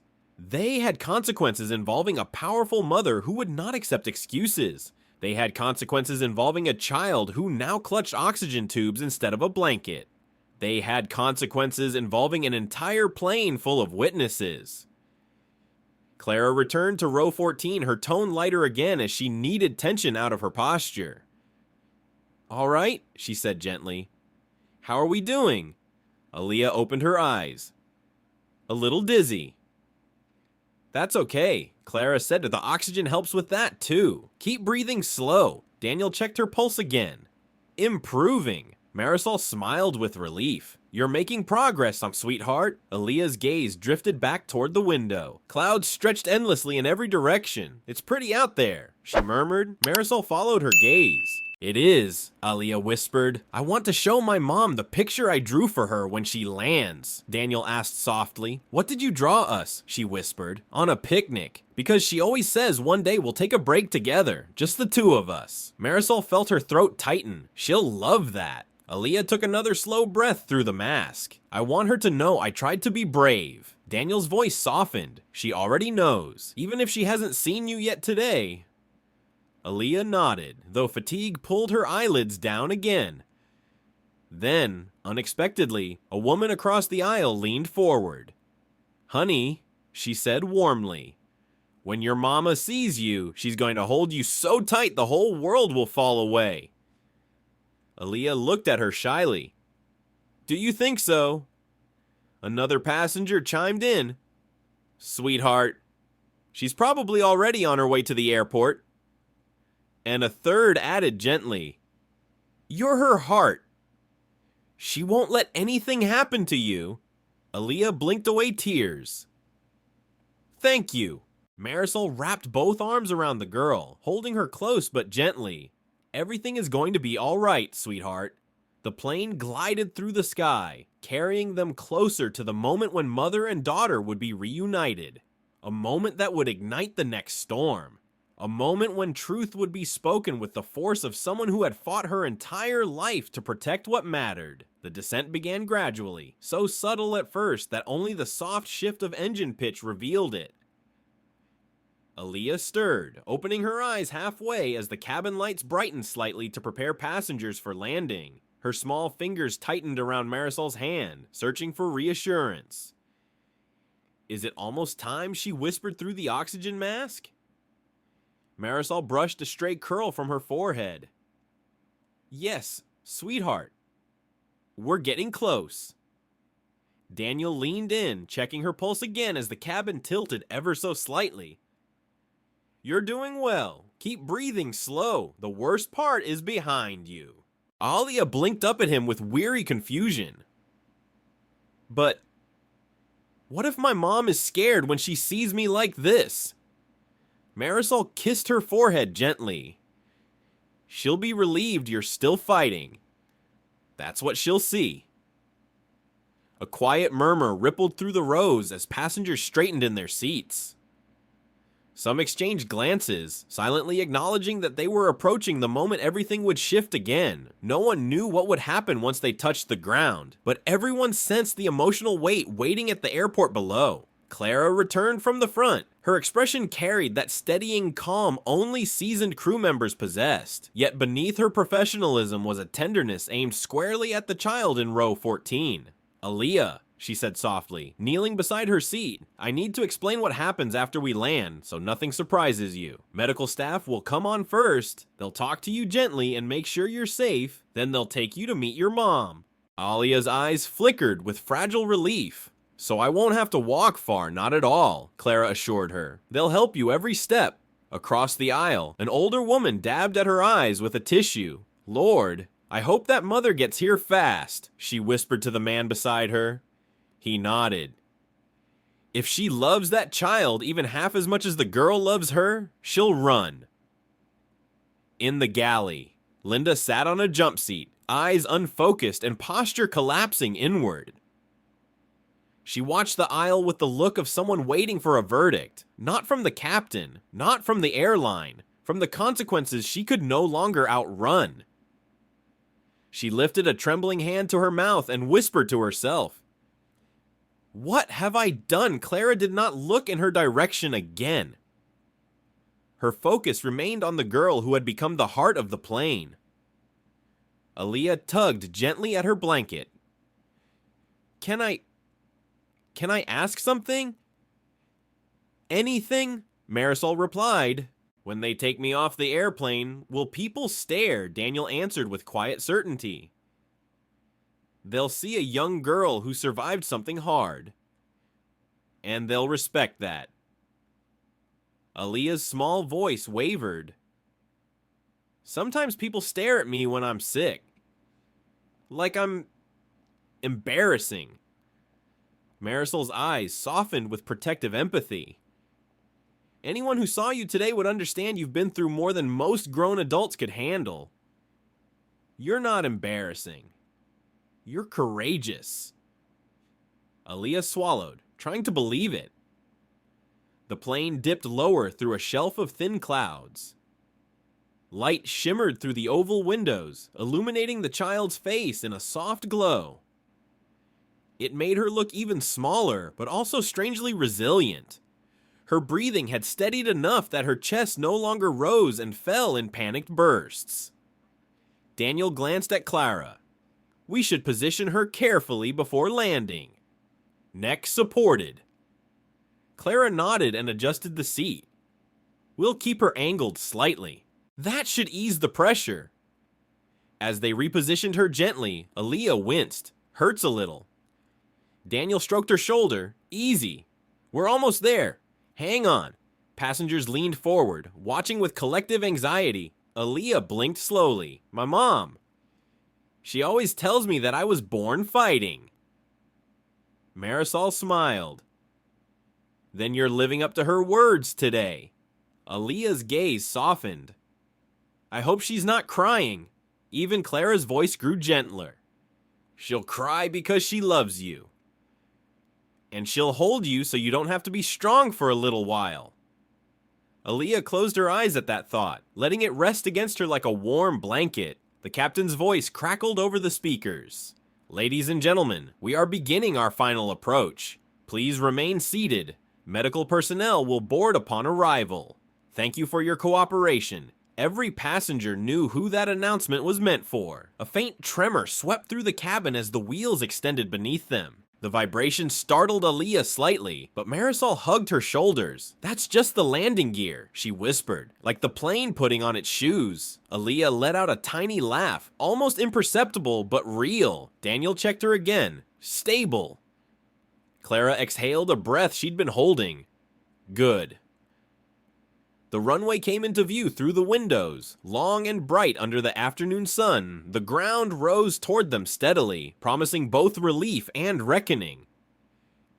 As the wheels met the pavement, the cabin jolted, not violently, just enough to send a quick ripple through passengers' bodies. Aaliyah gripped Marisol's arm, eyes wide. "You're okay," Marisol murmured. "Just a bump." Daniel kept a hand gently on her shoulder. "Landing's the safest part, believe it or not." The engines roared as the plane slowed, the sound echoing through the cabin like a final exhale after a long trial. When they came to a full stop, the atmosphere changed again. The tension wasn't the fearful kind anymore. It was the anticipatory silence of people waiting for someone powerful to enter. Aaliyah's fingers shook slightly. "Will she be right here?" Marisol smoothed her hair again. "She's close." The cabin door unlatched with a sharp click. A hush fell across every row. A team of paramedics entered first, their uniforms crisp, their faces focused. They moved swiftly down the aisle toward row 14, assessing the situation while one knelt beside Aaliyah. "Hey there," he said gently. "I'm Michael. We're going to take good care of you." Aaliyah nodded weakly, fear and relief mingling. Another paramedic checked her vitals. Low blood pressure. Breathing shallow but improving. Daniel offered a concise summary. She has gastroparesis. Sudden flare. Oxygen stabilized her. She needs fluids and antiemetics. The lead medic nodded. We'll take it from here. As they prepared to lift her carefully, Aaliyah's eyes darted toward the door. Her lips trembled. Is my mom? Then something shifted. Before anyone could answer, a figure appeared at the entrance. Not rushing, not frantic, but walking with the focused intensity of someone whose heart was leading their steps. Naomi Carter. Her presence filled the cabin without force or theatrics. She wore a tailored charcoal suit, her hair pulled back with understated elegance, her expression composed, but behind her eyes burned a fire only a mother carried. Passengers gasped softly. Some recognized her face, others simply sensed her authority. But Aaliyah only saw one thing: safety. Mommy. The word escaped her in a breath of pure longing. Naomi's expression cracked at the sound. Every wall she held up for the world dissolved in an instant as she rushed down the aisle. Aaliyah, she whispered, voice breaking with relief and anguish. She knelt beside the stretcher as if the entire world had narrowed to this single point. Her hand cupped her daughter's cheek with trembling tenderness. Oh, baby, I'm here. Aaliyah burst into soft sobs. Mom, I'm sorry. I didn't mean to. I tried to be brave. Naomi shook her head, tears slipping silently down her face. You don't ever have to apologize for hurting. I'm proud of you. So proud. Passengers watched, captivated by the rawness of the reunion. Some pressed hands to their hearts. Others wiped tears quietly. Clara looked away respectfully, her throat tight. Daniel exhaled slowly, relief washing through him. Marisol's eyes shone with quiet gratitude. The paramedic stepped back slightly, allowing mother and daughter a moment. Naomi kissed Aaliyah's forehead softly. I'm here now. You're safe. Then she stood up, her expression shifting. Not rage, not fury, but a cold, decisive clarity. She turned toward the cabin. Her gaze landed on Linda. The air tightened. Passengers held their breath. For a heartbeat, the entire cabin seemed to forget how to breathe. Naomi Carter stood tall at the head of the aisle, one hand still resting protectively on the stretcher where her daughter lay, the other curling slowly into a measured fist at her side. Her suit jacket shifted slightly as she turned, the controlled rise and fall of her shoulders revealing the force she was containing. Passengers felt it before she said a single word. Power. Not the corporate kind. Not the kind printed in contracts or discussed in boardrooms. This was the power of a mother whose child had suffered. Naomi's gaze moved across the cabin with quiet precision until it landed fully, unmistakably, on Linda Harrow. The older flight attendant straightened instinctively, but her knees betrayed her, wobbling in a small but visible tremor. Her eyes darted down the aisle as if searching for an exit that didn't exist. She found none. Naomi began walking toward her, not fast, not slow, but with a steadiness that made every row fall silent. Passengers leaned away from the aisle, giving her space without being asked. Daniel and Marisol stepped slightly aside instinctively, the paramedics pausing their preparations in respectful silence. Clara took a subtle step back, as if acknowledging that this was not her moment to mediate. Linda pressed herself against the galley counter, breath shallow, fingers twitching against her sides. When Naomi reached her, she stopped only a few inches away, close enough that Linda could see the faint shimmer of unshed tears in her eyes, close enough to feel the quiet fury radiating from her skin. But Naomi did not raise her voice. She didn't need to. Are you the one? She asked softly. Who put your hands on my daughter? Her tone was barely above a whisper, yet it carried through the entire cabin with perfect clarity.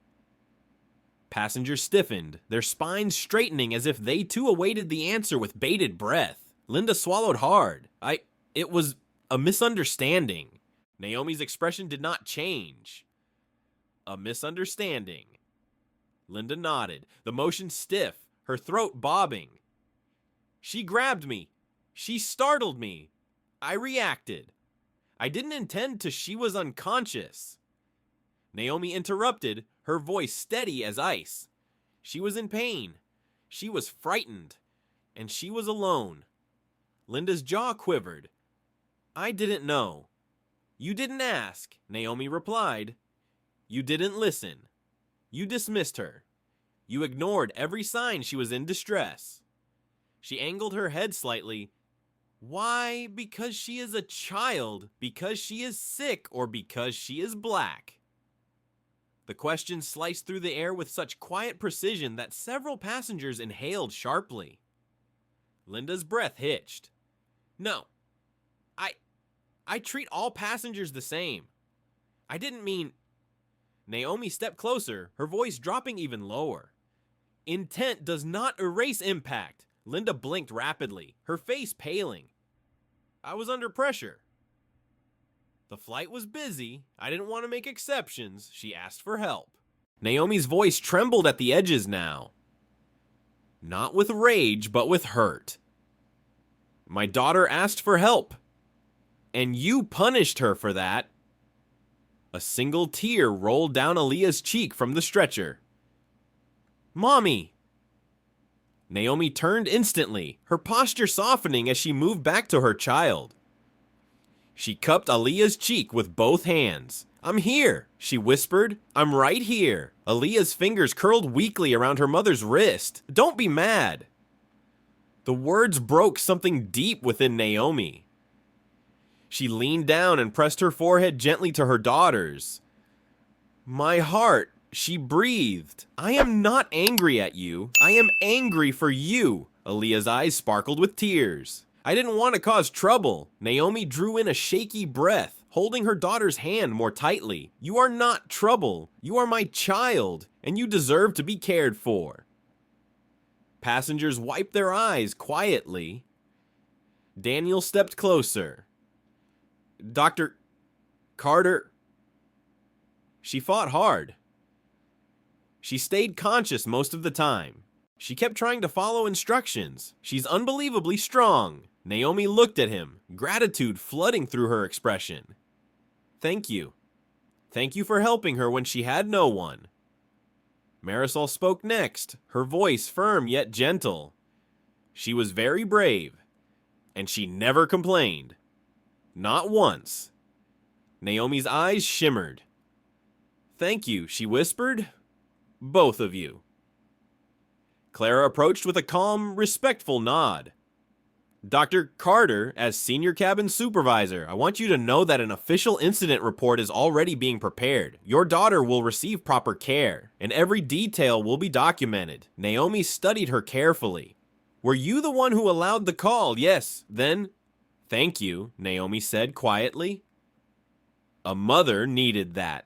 Clara's lips pressed into a small, solemn smile. The paramedic stepped forward again. Ma'am, when you're ready, we need to move her. Naomi kissed her daughter's cheek gently. I'll be right beside you, but as she stood again, her gaze drifted back to Linda.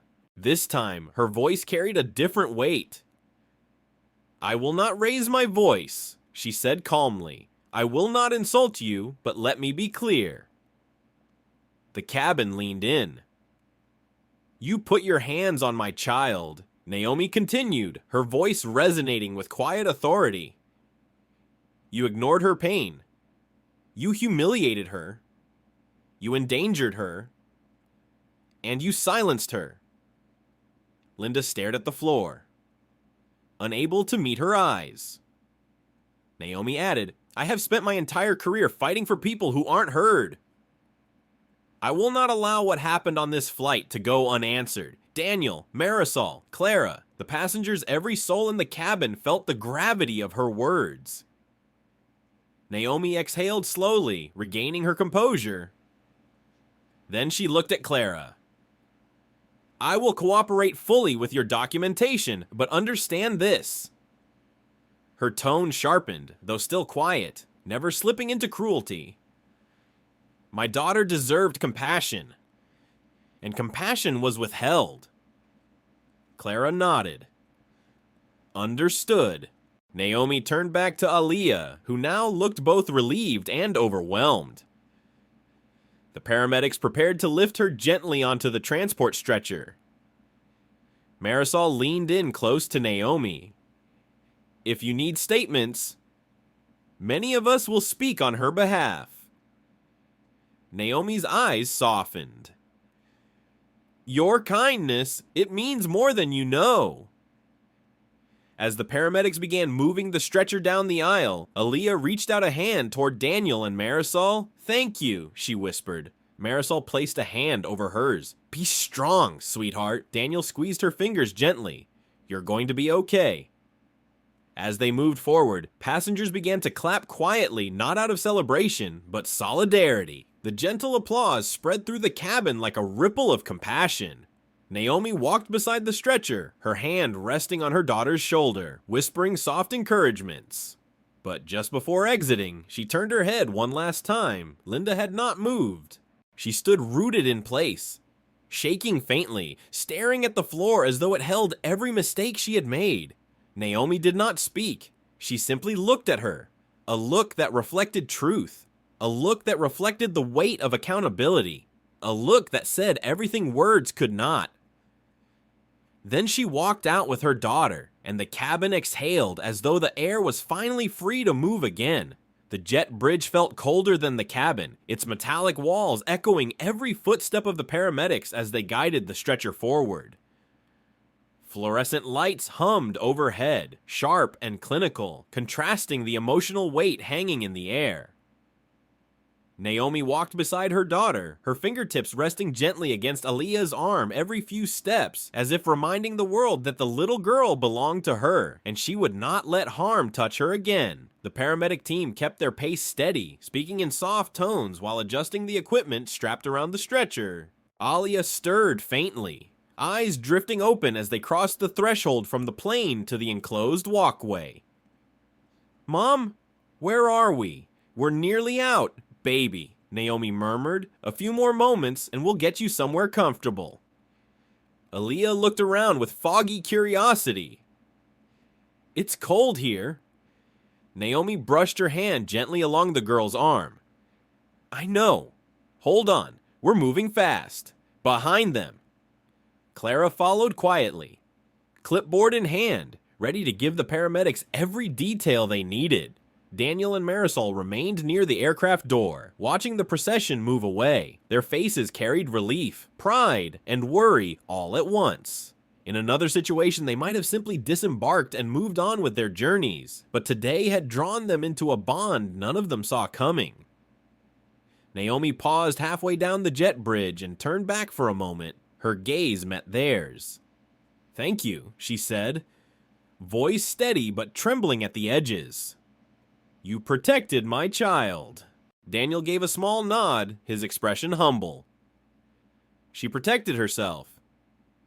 We just helped along the way, Marisol added softly. She's stronger than she knows. Naomi absorbed their words as though storing them in a place meant for gratitude too deep to express. Then she turned again and followed the stretcher down the jet bridge. As they neared the terminal entrance, the faint hum of airport noise grew louder. Rolling suitcases, overhead announcements, distant chatter. But when the glass doors opened and the team stepped into their arrivals hall, something unexpected happened. The terminal fell silent. People who had been checking flights, waiting for loved ones, chatting at coffee kiosks, every one of them paused when they noticed the paramedics guiding a small girl on a stretcher, her face pale beneath an oxygen mask. And then they noticed the woman walking beside her, holding her hand, dignity radiating from every careful step. A ripple of recognition spread through the crowd. Isn't that Dr. Carter, someone whispered. A man near the rail breathed. It is. That's the SkyQuest CEO. A handful of cell phones lifted, not with the frenzy typical of celebrity encounters, but cautiously, hesitantly, as if no one was quite certain whether this was a moment meant to be recorded or respected. A security officer approached quickly. Carter, we've cleared a path for the medical team. We also prepared a private exit. Just say the word. Thank you, Naomi replied without breaking stride. But my daughter's treatment is the priority. Understood, ma'am. As they continued forward, the crowd parted instinctively, forming a wide corridor through which the paramedics moved with purpose. Some onlookers bowed their heads, others placed hands over their hearts. For many, it was simply impossible not to be moved by the sight before them. Aaliyah shifted again, voice thin as a thread. Everyone's staring. Naomi leaned closer. They're not staring at you, sweetheart. They're giving you room. They're wishing you well. Aaliyah blinked slowly, uncertain but comforted by her mother's reassurance. When they reached the designated medical station near the side entrance, a team of waiting nurses stepped forward with warm efficiency. "We'll transfer her here," one of them said gently. "We have fluids ready and a pediatric specialist en route." Naomi nodded. "I'll stay with her." The paramedics lifted the girl from one gurney to the hospital stretcher, careful and synchronized. Aaliyah whimpered at the movement, prompting Naomi to lean down and whisper soothingly into her ear. "You're okay. My heart, it's almost over. You're safe now."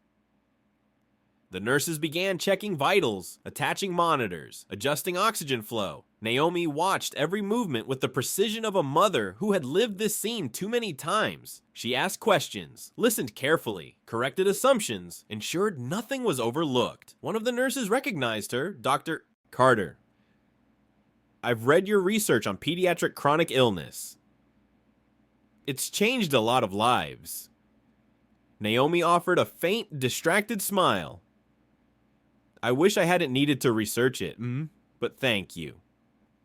The nurse nodded, understanding without pressing further. As they waited for the IV fluids to start flowing, Aaliyah reached weakly for her mother. Naomi immediately took her hand, lowering herself into the chair beside the stretcher. Aaliyah's voice trembled. "Mom, did I mess up?" Naomi froze. The words cut through her like a blade. She leaned close, resting her forehead lightly against her daughter's temple. "No. You didn't do anything wrong. Not one thing. But the flight attendant," Aaliyah whispered, "she said I was making trouble." Naomi closed her eyes tightly for a moment, steadying the surge of anger building in her chest. When she opened them again, her voice was soft, controlled, but filled with unshakable truth. She was wrong. Aaliyah swallowed, tears pooling in her eyes again. "She hurt me," she whispered.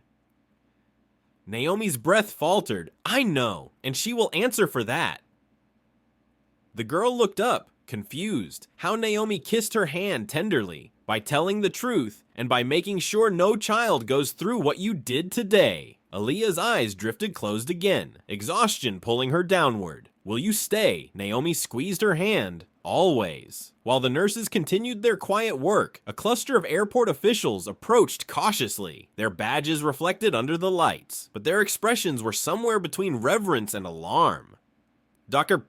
Carter," one of them began, "we are here to assist with any needs you have. Transportation, privacy, legal coordination, whatever you require." Naomi nodded politely. "Thank you. I'll communicate details when my daughter is stabilized." "Yes, ma'am." She returned her focus to the girl before her, smoothing her hair as fluids began to flow into the IV line. A nurse murmured she should start feeling better soon. Naomi exhaled shakily. "Good. She's been through enough." For a while, the only sounds were the steady beeping of the monitor and the soft murmur of medical staff. Then a voice spoke quietly behind her. "Dr. Carter, we need to ask about what happened on the aircraft." Naomi looked up to find an airport safety investigator. He held a small notepad, his posture respectful yet intent. "Not now," Naomi replied gently but firmly. "My daughter comes first." The investigator nodded. "Of course, we can wait." She softened slightly. "But I will give my statement, and I expect every passenger willing to speak to be heard." "They will," he assured her. Naomi looked back at her daughter. "Good." As Aaliyah's breathing steadied and her body relaxed beneath the warm blanket, Naomi felt her own strength waver. Only now, with her child safe beneath the hands of professionals, did the weight of the day crash over her like a tidal wave. Her hands trembled, her vision blurred. Everything she had held together, every ounce of control she had maintained, threatened to crumble. But instead of collapsing, she leaned forward and pressed a silent kiss to her daughter's forehead. In that small gesture lay every promise she had ever made to her child, and every vow she would make from this moment forward. The waiting area outside the airport's medical station was unusually quiet for such a busy terminal. People came and went around the perimeter, but the small corner where Naomi sat held a stillness that felt almost sacred. She remained beside Aaliyah, never letting go of her hand, her thumb brushing small circles against the girl's skin in an instinctive rhythm only a mother could create. The IV line delivered steady fluid, and the oxygen remained low but constant. The faint beeping from the monitor behind her was oddly comforting. Aaliyah's breaths were deeper now, less strained, though fatigue still kept her eyes half closed. Whenever she drifted too far into sleep, Naomi leaned closer to reassure her that she wasn't alone. Nearby, the pediatric nurse updated a chart in soft pen strokes. "Her vitals are improving," she told Naomi quietly. "The fluids are helping stabilize her blood pressure." Naomi nodded, relief swelling in her chest, though her face showed only calm control. "Thank you," she said, meaning it with her entire being. The nurse smiled gently. "She's lucky to have a mother like you." Naomi's gaze softened. "I'm lucky to have her."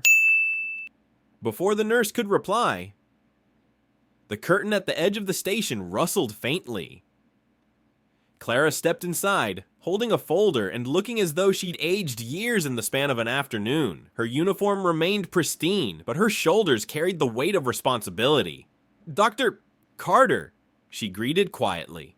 "I wanted to wait until she was stable before coming." Naomi gestured toward the chair beside her. "Please," Clara sat, smoothing the papers in her lap.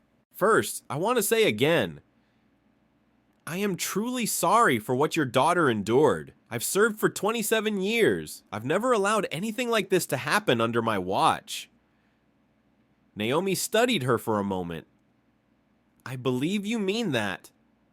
Clara nodded, gratitude flickering in her eyes.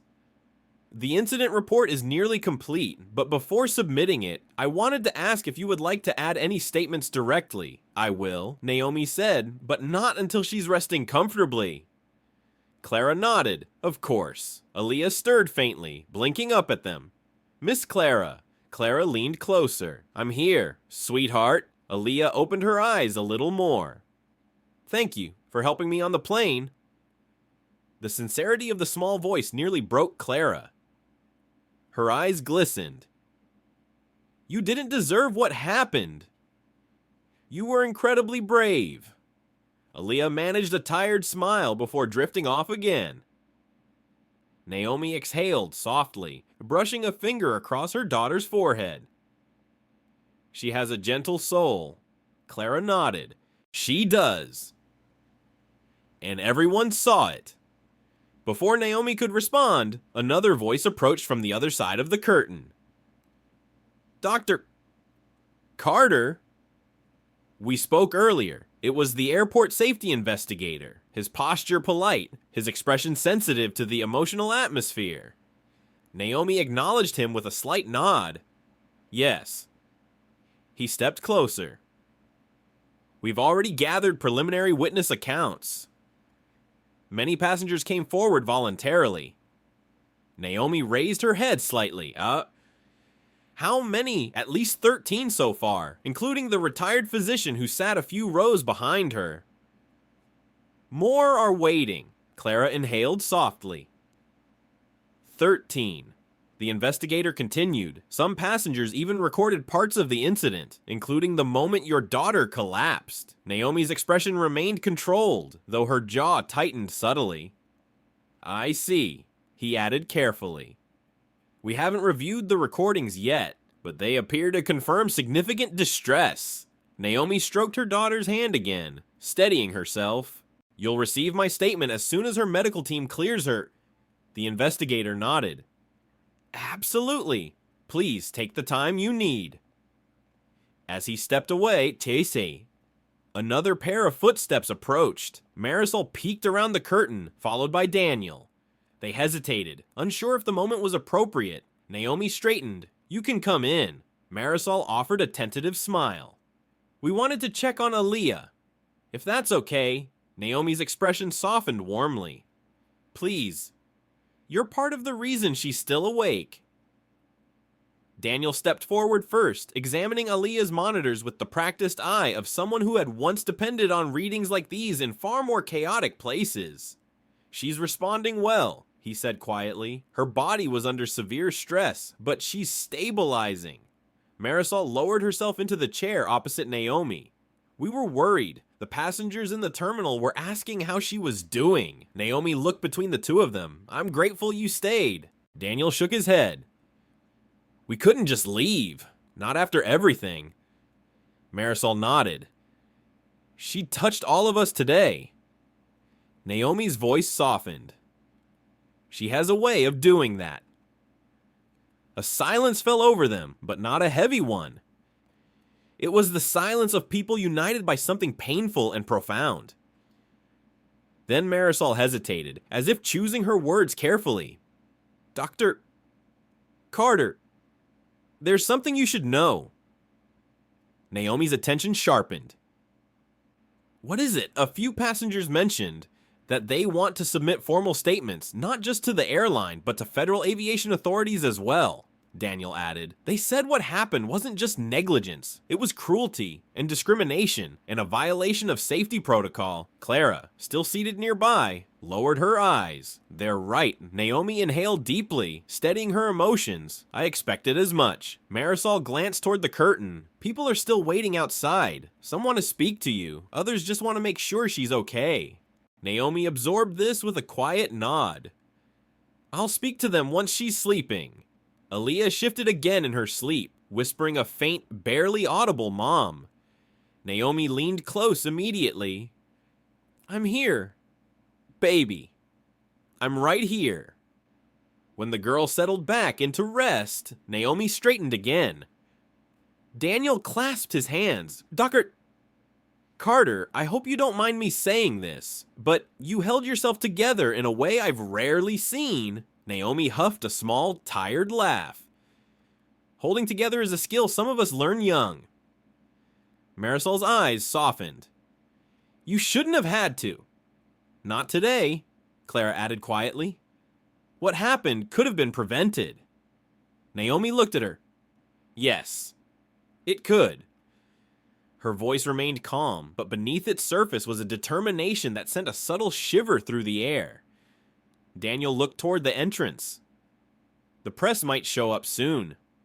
Word travels fast, especially when videos are circulating. Naomi didn't flinch. "Let them come." Marisol blinked. "You're not worried?" "No," Naomi replied. "Because the truth is simple. A child was harmed. Not by accident, not by circumstance, but by someone meant to protect passengers under her care." Clara's face tightened with regret. "I wish I had intervened sooner." "You intervened when it mattered," Naomi said, "and you prevented it from becoming worse." Marisol leaned forward. "What will you do next?" Naomi paused, her gaze drifting to her daughter's sleeping face. "What I've always done. Protect the vulnerable. Fight systems that fail them. And use every resource I have to make sure this never happens again." Daniel nodded slowly, a sense of respect settling over his features.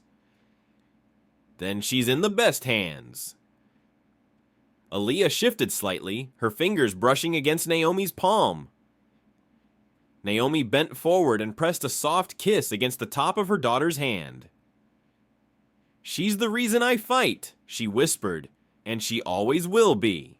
The others watched quietly, moved by the softness and steel coexisting in her voice. Outside the medical station, the low murmur of waiting voices filled the hallway. Passengers ready to give testimony, officials coordinating next steps, the world beginning to take notice. Truth, once buried inside a cramped airplane cabin, was now stepping into the open, and Naomi Carter was ready to walk with it. Outside the medical station, the waiting area had grown into an unexpected gathering of people. Passengers from Flight 2783 lingered in small groups, their faces a mixture of worry, indignation, and anticipation. The fluorescent lights overhead buzzed gently, casting long shadows across the polished floor. Some stood with arms crossed, some sat with hands folded, and others paced quietly. But every single person seemed anchored to the same unspoken purpose. They were waiting for justice to begin. Inside the curtained enclosure, Aaliyah rested peacefully under warm blankets, the color returning slowly to her cheeks. Her breaths were deeper now, steadier. Each rise and fall of her small chest felt like a miracle Naomi did not dare take for granted. Naomi sat beside her, one hand resting lightly on her daughter's ankle in a quiet gesture of reassurance.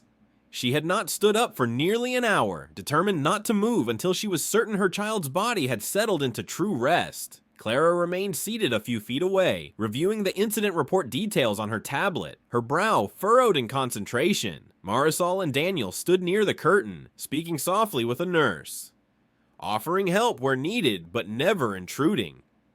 When the curtain shifted slightly and the safety investigator returned, Naomi lifted her head. "Dr. Carter," he said quietly, "I don't want to disturb you, but we need to update you on the situation outside." Naomi rose slowly, smoothing her jacket. "What's happening now?" He hesitated. "Passengers are asking to give formal statements. Many want to speak directly with you if you're willing." Clara glanced up. They were deeply shaken by what happened. Some feel responsible for not doing more. Naomi absorbed this silently, her gaze flicking to her daughter before turning back to the investigator. "I'll speak with them, but only after she is completely settled." A voice spoke from behind her. "She's stable enough for you to step out briefly." The pediatric nurse approached with a reassuring smile. "We'll stay right here. She won't be alone for a second." Naomi exhaled, relief threading through her posture. She brushed a hand across Aaliyah's forehead before stepping away. "Have someone call me if she stirs," Naomi murmured. "We will," the nurse promised. When Naomi stepped outside the curtain, the hallway fell silent almost instantly. The passengers who had gathered some holding phones, others clutching boarding passes, a few with tear-stained cheeks stood straighter at the sight of her. Respect shifted across the crowd like a soft wave. A middle-aged woman near the front pressed a hand to her chest. "Is she okay?" Naomi nodded gently. "She's resting. Her vitals are improving." A collective breath released from the group. Another passenger stepped forward. Eyes earnest. "Ma'am, we're here because we saw what happened, and we want to testify. Every one of us." A man beside her added, "No child should be treated that way. We won't stay silent." Naomi studied their faces, so many strangers bound by an unexpected moral thread. It moved something deep within her, something tender and raw. "Thank you," she said softly. "Your voices matter more than you know." Daniel and Marisol joined her in the hallway, standing slightly behind her like an unspoken support. Even Clara stepped out, shoulders squared as though ready to stand on the same side of truth. Naomi continued, her voice steady. "I will make sure every person willing to speak is heard by the proper authorities. Your statements will be part of the investigative record." The investigator nodded. "We've set up a private briefing room for anyone who wishes to speak formally." A young man near the back lifted a hand. "Ma'am, some of us have videos. Should we share them?" Naomi took a measured breath. "Yes, but share them directly with the investigators, not the public. Let the truth be handled with integrity, not sensationalism." The passengers nodded in agreement. Another woman, maybe in her late 60s, stepped closer. Her voice broke slightly as she spoke. "I'm a grandmother. When I saw your little girl struggling, begging for help, it broke me. I tried to say something earlier, but I was afraid of causing trouble." Daniel shook his head softly. "You're speaking now. That counts." The woman's eyes glistened with gratitude. Naomi offered her a reassuring smile. Courage doesn't always arrive on time. Sometimes it comes when we can finally breathe again. The woman let out a shaky exhale, visibly comforted. Nearby, a father holding a toddler on his hip spoke up. When your daughter collapsed, it hit me hard. I pictured my little boy in her place. No parent should go through that. Naomi felt her throat tighten. No child should. A murmur rippled through the group agreement. Empathy, the collective understanding of shared humanity. Then a man in business attire stepped forward, face earnest. We want to make a difference. Whatever you need from us, statements, testimony, footage, will cooperate. Naomi nodded deeply. I thank each of you, truly. But remember, this isn't just about my daughter. It's about every child, every passenger who depends on the people in charge of their safety. As she spoke, her voice grew steadier, not louder, but anchored in a conviction that commanded attention. Air travel should not be a place where illness is treated as an inconvenience, or where a child in pain is dismissed, or where bias blinds compassion. The crowd listened as though each word was placed directly into their hearts. And it cannot, Naomi continued, be a place where an 8-year-old girl is struck while asking for help. A hush washed over the hall. Aaliyah's suffering had become more than a private wound. It had become a public catalyst. The investigator cleared his throat gently. We should begin taking statements soon. If everyone is ready. People nodded eagerly. But before anyone moved, a soft voice broke through the quiet. Dr. Carter, I need to say something. It was Clara. She stepped forward, leaving the shadows of procedural duty behind. Her voice trembled, but her posture remained upright. I want you to know, I'm filing a report that reflects exactly what happened. No filtering, no company spin, just truth. Naomi regarded her carefully. Thank you. Clara swallowed. I failed to intervene sooner. I saw signs of distress, and I hesitated. I won't make that mistake again. Naomi's expression softened the slightest bit. You came through when it mattered. That counts for something. Clara nodded, emotion flickering behind her steady gaze. From the back of the group, another voice called out, Dr. Carter, what will you do after this? Naomi's expression shifted, calm, firm, resolute. I will pursue accountability, she said, not out of vengeance, but protection. Daniel exchanged a glance with Marisol. It was the look of people who knew they were witnessing the beginning of something larger than any single person. And beyond that, Naomi added softly, I will work to ensure no child suffers like this again. Not on any flight, not in any situation where adults hold power. A murmur of agreement swept through the crowd. Then the investigator gestured toward a conference room. If everyone is ready, we can begin. Passengers began filing forward, one by one, determined, calm, purposeful. Naomi watched them go, this unlikely army of witnesses, each carrying a small piece of truth. When the last passenger entered the room, Naomi turned back toward the medical curtain. Her steps softened as she approached, but her resolve did not waver. Her fight was just beginning, and she would face it with the same strength her daughter had shown in the sky. The conference room door clicked shut behind the last witness, leaving the hallway momentarily quiet. Naomi inhaled slowly, grounding herself before returning to the medical station. As she approached, the curtain swayed gently, and the soft glow of the overhead lamp spilled into the hall. Inside, Aaliyah was still asleep, curled slightly toward the edge of the bed. Her breathing had grown steadier, but exhaustion still clung to her features.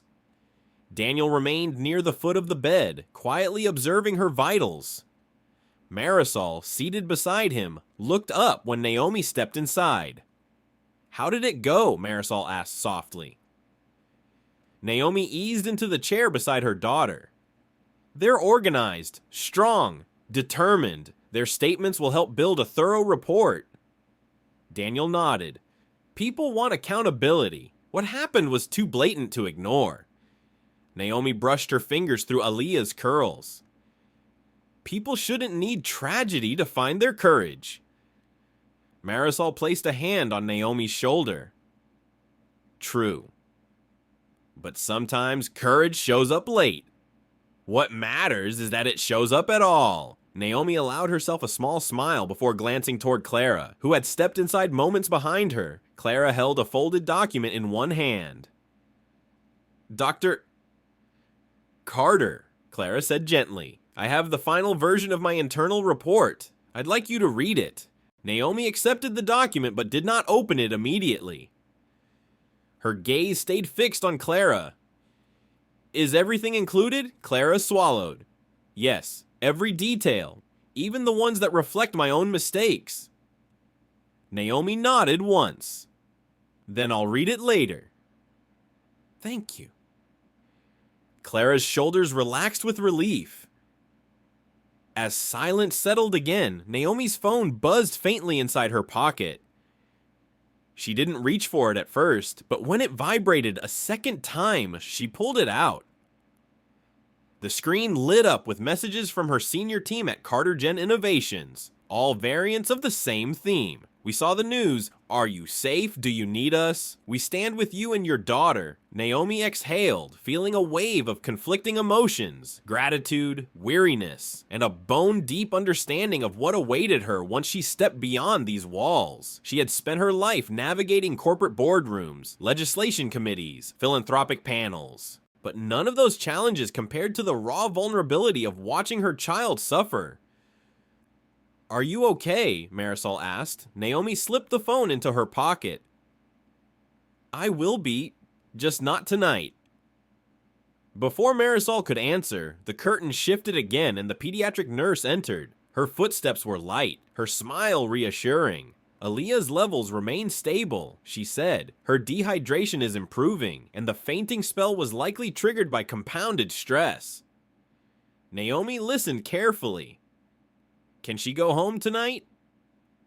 The nurse hesitated. "Physically, she could. But I'd like her to rest here a few more hours, just to be safe." Naomi nodded appreciatively. "We'll stay." The nurse left to update the chart outside. Marisol stretched her back gently. "Do you want me to stay too?" Naomi shook her head. "You've done more than enough today." Marisol gave her a fond look. It wasn't charity. It was humanity, Daniel added. "We wouldn't have left even if you asked us to." Naomi smiled softly.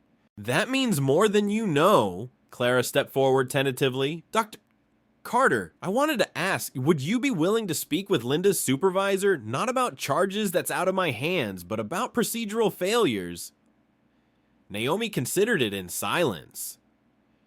Daniel looked at her with a questioning expression. "You don't owe them anything." "I know," Naomi replied.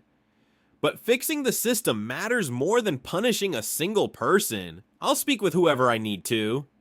Clara nodded with gratitude. Moments passed, filled only by the soft hum of the IV machine and the muted hallway voices. Naomi looked over at Daniel. "What's on your mind?" He took a breath. "You remind me of someone I served with. Strong, controlled, always stepping into chaos to protect others." Naomi lifted an eyebrow. "That sounds exhausting." Daniel chuckled softly. "It was. But people like that hold the world together in quiet ways." Naomi looked down at her sleeping daughter. "Some days I feel strong. Other days, like today, I'm just trying not to fall apart." "That's still strength," Daniel said quietly. A soft knock interrupted them. The safety investigator peeked inside. "Dr. Carter, may I speak with you for a moment?" Naomi rose carefully, giving Aaliyah's hand a final squeeze before stepping outside. The hallway was quieter now. The crowd dispersed. Only 2 officers remained posted near the conference room. The investigator cleared his throat. "We've completed the last witness interview. The evidence is substantial." Naomi folded her arms gently. "I expected as much. We also received video footage from 6 different angles. Some captured audio clearly. The incident is fully documented." Naomi nodded slowly, her face calm. "Good. The truth doesn't need embellishment." He hesitated. "We wanted to ask whether you plan to pursue civil action." Naomi remained silent at first, letting the weight of the question settle. Finally, she answered, her voice composed. "My priority is reform, not revenge, but I won't rule anything out." The investigator respected the answer and stepped aside as Naomi re-entered the medical area. When she sat down again, Daniel and Marisol both watched her with quiet curiosity. "What is it?" Marisol asked. Naomi exhaled. "The evidence is overwhelming." Daniel nodded slowly. "And now the responsibility falls on you." Naomi didn't flinch. It already did. Aaliyah stirred at that moment, her eyelashes fluttering before she blinked awake. Mom Naomi leaned forward instantly. I'm right here, sweetheart. Aaliyah's voice was faint. Did I do something wrong? The question pierced Naomi so sharply she almost forgot how to breathe. No, she whispered. You did everything right. Aaliyah's gaze wavered, confused. Why was she so mad at me? Naomi cupped her face gently. Because some people can't see clearly when they're blinded by their own prejudice, but that's not your burden. Tears shimmered at the edges of Aaliyah's eyes. It hurt. Naomi pressed a kiss to her forehead. I know. And you're safe now. Marisol stepped closer, her expression tender. You were incredibly brave, sweetheart, Daniel added. Stronger than most adults I know. Aaliyah managed a tiny smile before her eyelids drooped again. Sleep reclaimed her quickly. Naomi watched her, her heart aching. She shouldn't have to be strong, she murmured. Not like this. Daniel placed a gentle hand on her shoulder. That's why you're here. To carry the strength she shouldn't have to. Naomi closed her eyes briefly, absorbing the truth of his words. When she opened them again, resolve glimmered beneath the exhaustion. This ends with her, Naomi whispered. My daughter will not become another name in a forgotten story. Clara approached slowly. Then tomorrow, we start whatever comes next. Naomi nodded. Tomorrow. When she wakes, and when I've held her long enough to remind myself she's still here. The group fell silent again, united by something deeper than circumstance. A child had been hurt, witnesses had spoken, evidence had surfaced, and a mother, calm, strong, and unwavering, stood ready to transform pain into purpose. Morning sunlight crept slowly across the horizon, casting warm gold through the tall windows of the airport's medical suite. The quiet hum of early travelers echoed faintly through the halls, but inside the room, the world felt still and suspended, as if time itself had paused to give mother and daughter a breath. Aaliyah stirred first. Her eyelashes fluttered, her hand shifting slightly beneath the blankets. Naomi leaned forward instantly, brushing a gentle touch against her daughter's cheek. Good morning, baby, Naomi whispered. Aaliyah blinked up at her, confusion melting gradually into recognition. Mom, Naomi smiled, soft and steady. You're safe. You slept well. Aaliyah nodded weakly, then looked around. Are we still at the airport? Yes, Naomi replied. The doctors wanted to keep you overnight to make sure your body recovered. Aaliyah sighed, then whispered, I'm sorry you had to stay here. Naomi's heart clenched. Oh, sweetheart, there is no place in this world I'd rather be than by your side. Aaliyah didn't answer, but she curled closer to her mother's arm, resting her head against Naomi's sleeve with a sense of trust so complete that Naomi felt tears gather behind her eyes. A nurse entered quietly, offering a warm smile. Good morning, Doc Carter. Her hydration levels are much better today. She should be able to go home shortly. Naomi exhaled slowly. Thank you. Aaliyah reached for a sip of water, and Naomi held the cup steady for her. When she finished, she looked up with a small frown. Mom, what's going to happen now? Naomi paused, then sat on the edge of the bed so she could meet her daughter's gaze fully. A lot of adults are working to make sure the truth is heard, Naomi said softly. And I'm going to help them, Aaliyah's brow furrowed. Are you mad at the lady? Naomi considered her words carefully. I'm upset about what she did, but anger alone won't fix the world. Action will. Aaliyah nodded, her small fingers curling around Naomi's. I trust you. Those 3 words settled deeply into Naomi's chest, a kind of anchor, a promise, a reminder of the responsibility she carried not as a CEO, but as a mother. A few moments later, the curtain rustled slightly and Marisol peeked inside with an apologetic smile. Is it a good time? Naomi nodded warmly. Come in. Daniel followed behind her, carrying a small paper bag. We brought breakfast, something gentle, in case she's hungry. Aaliyah perked up slightly. Pancakes, Daniel grinned. As close as we could get at an airport cafe, the tiny moment of delight that crossed Aaliyah's face was enough to bring a quiet laugh from Naomi, lightening the air. Marisol approached. How are you feeling this morning, sweetheart? A little tired, Aaliyah whispered, but better. Good, Marisol said softly. You deserve a peaceful day, Daniel added, and when you're strong again, you'll get to go home. Aaliyah nodded sleepily. Naomi stood, stretching her sore shoulders. Thank you both for staying. Marisol shook her head. We didn't stay for courtesy. We stayed because she mattered to us. Daniel nodded. And because you handled everything with more grace than I've seen in years. Naomi gave them a grateful smile. As they settled into quiet conversation, the safety investigator approached. He remained at the entrance, respectful of the delicate mood. Dr. Carter, whenever you're ready, we'd like to brief you on next steps. Naomi nodded. Give me 10 minutes. He stepped back. Naomi turned to Daniel and Marisol. Would you sit with her while I speak with them? Marisol smiled. Of course. Aaliyah reached for Naomi's hand as she stood. Don't be long. I won't, Naomi promised, kissing her forehead. When she stepped into the hallway, the investigator gestured toward a small meeting room. Inside, 2 officers, a legal advisor, and Clara stood waiting. Papers, digital files, and transcripts covered the table.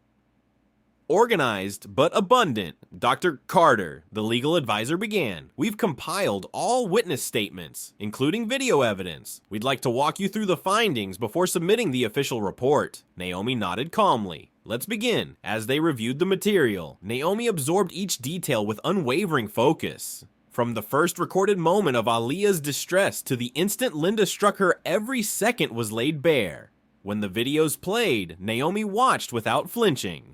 Her face remained steady, her expression unreadable, though her hands tightened imperceptibly when Aaliyah's soft pleas echoed through the speakers. After the final recording ended, the room fell silent. Clara spoke first. Dr. Carter. The airline has initiated termination proceedings against Linda. Which they're also opening a review of all protocol related to unaccompanied minors and medical emergencies. Naomi nodded slightly. Good. It's overdue. The legal advisor added, there is strong ground for federal charges if you wish to pursue them. Naomi breathed slowly. My priority is structural change. Accountability is part of that, but so is reform. The investigator said gently.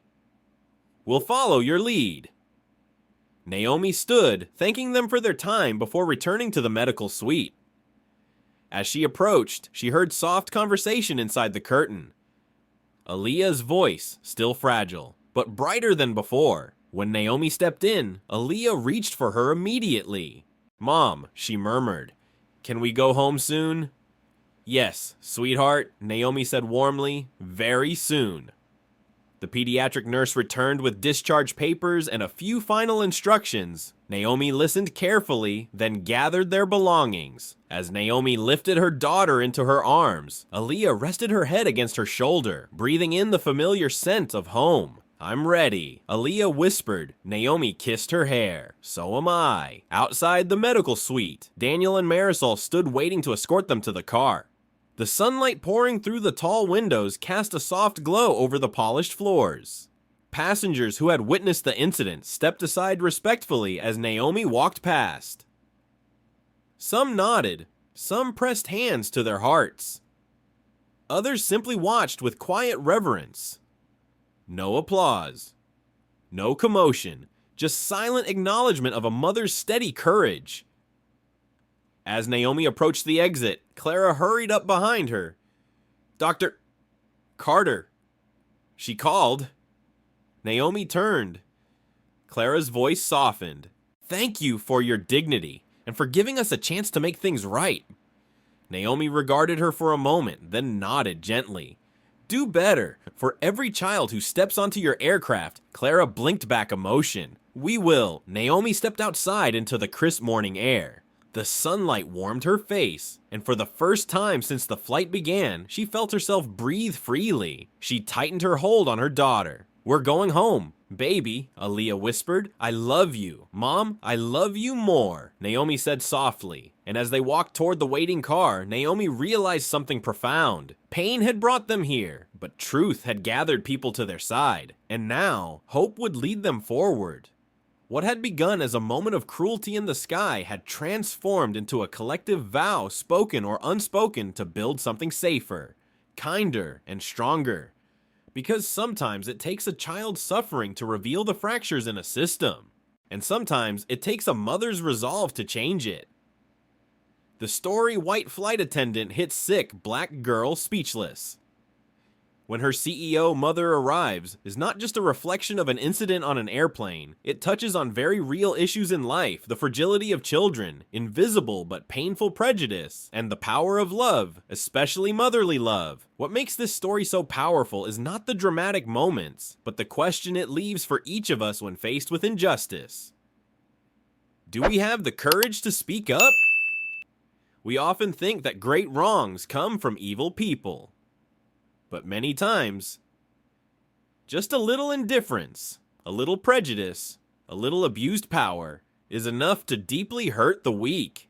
The elderly, those who have gone through many ups and downs, understand better than anyone that kindness is always what saves people. We cannot change the world in a day, but we can change the way we treat each other in every moment, speak up when needed, protect the vulnerable, and live with compassion, because you never know who your small actions can save. Thank you for taking the time to listen and accompany.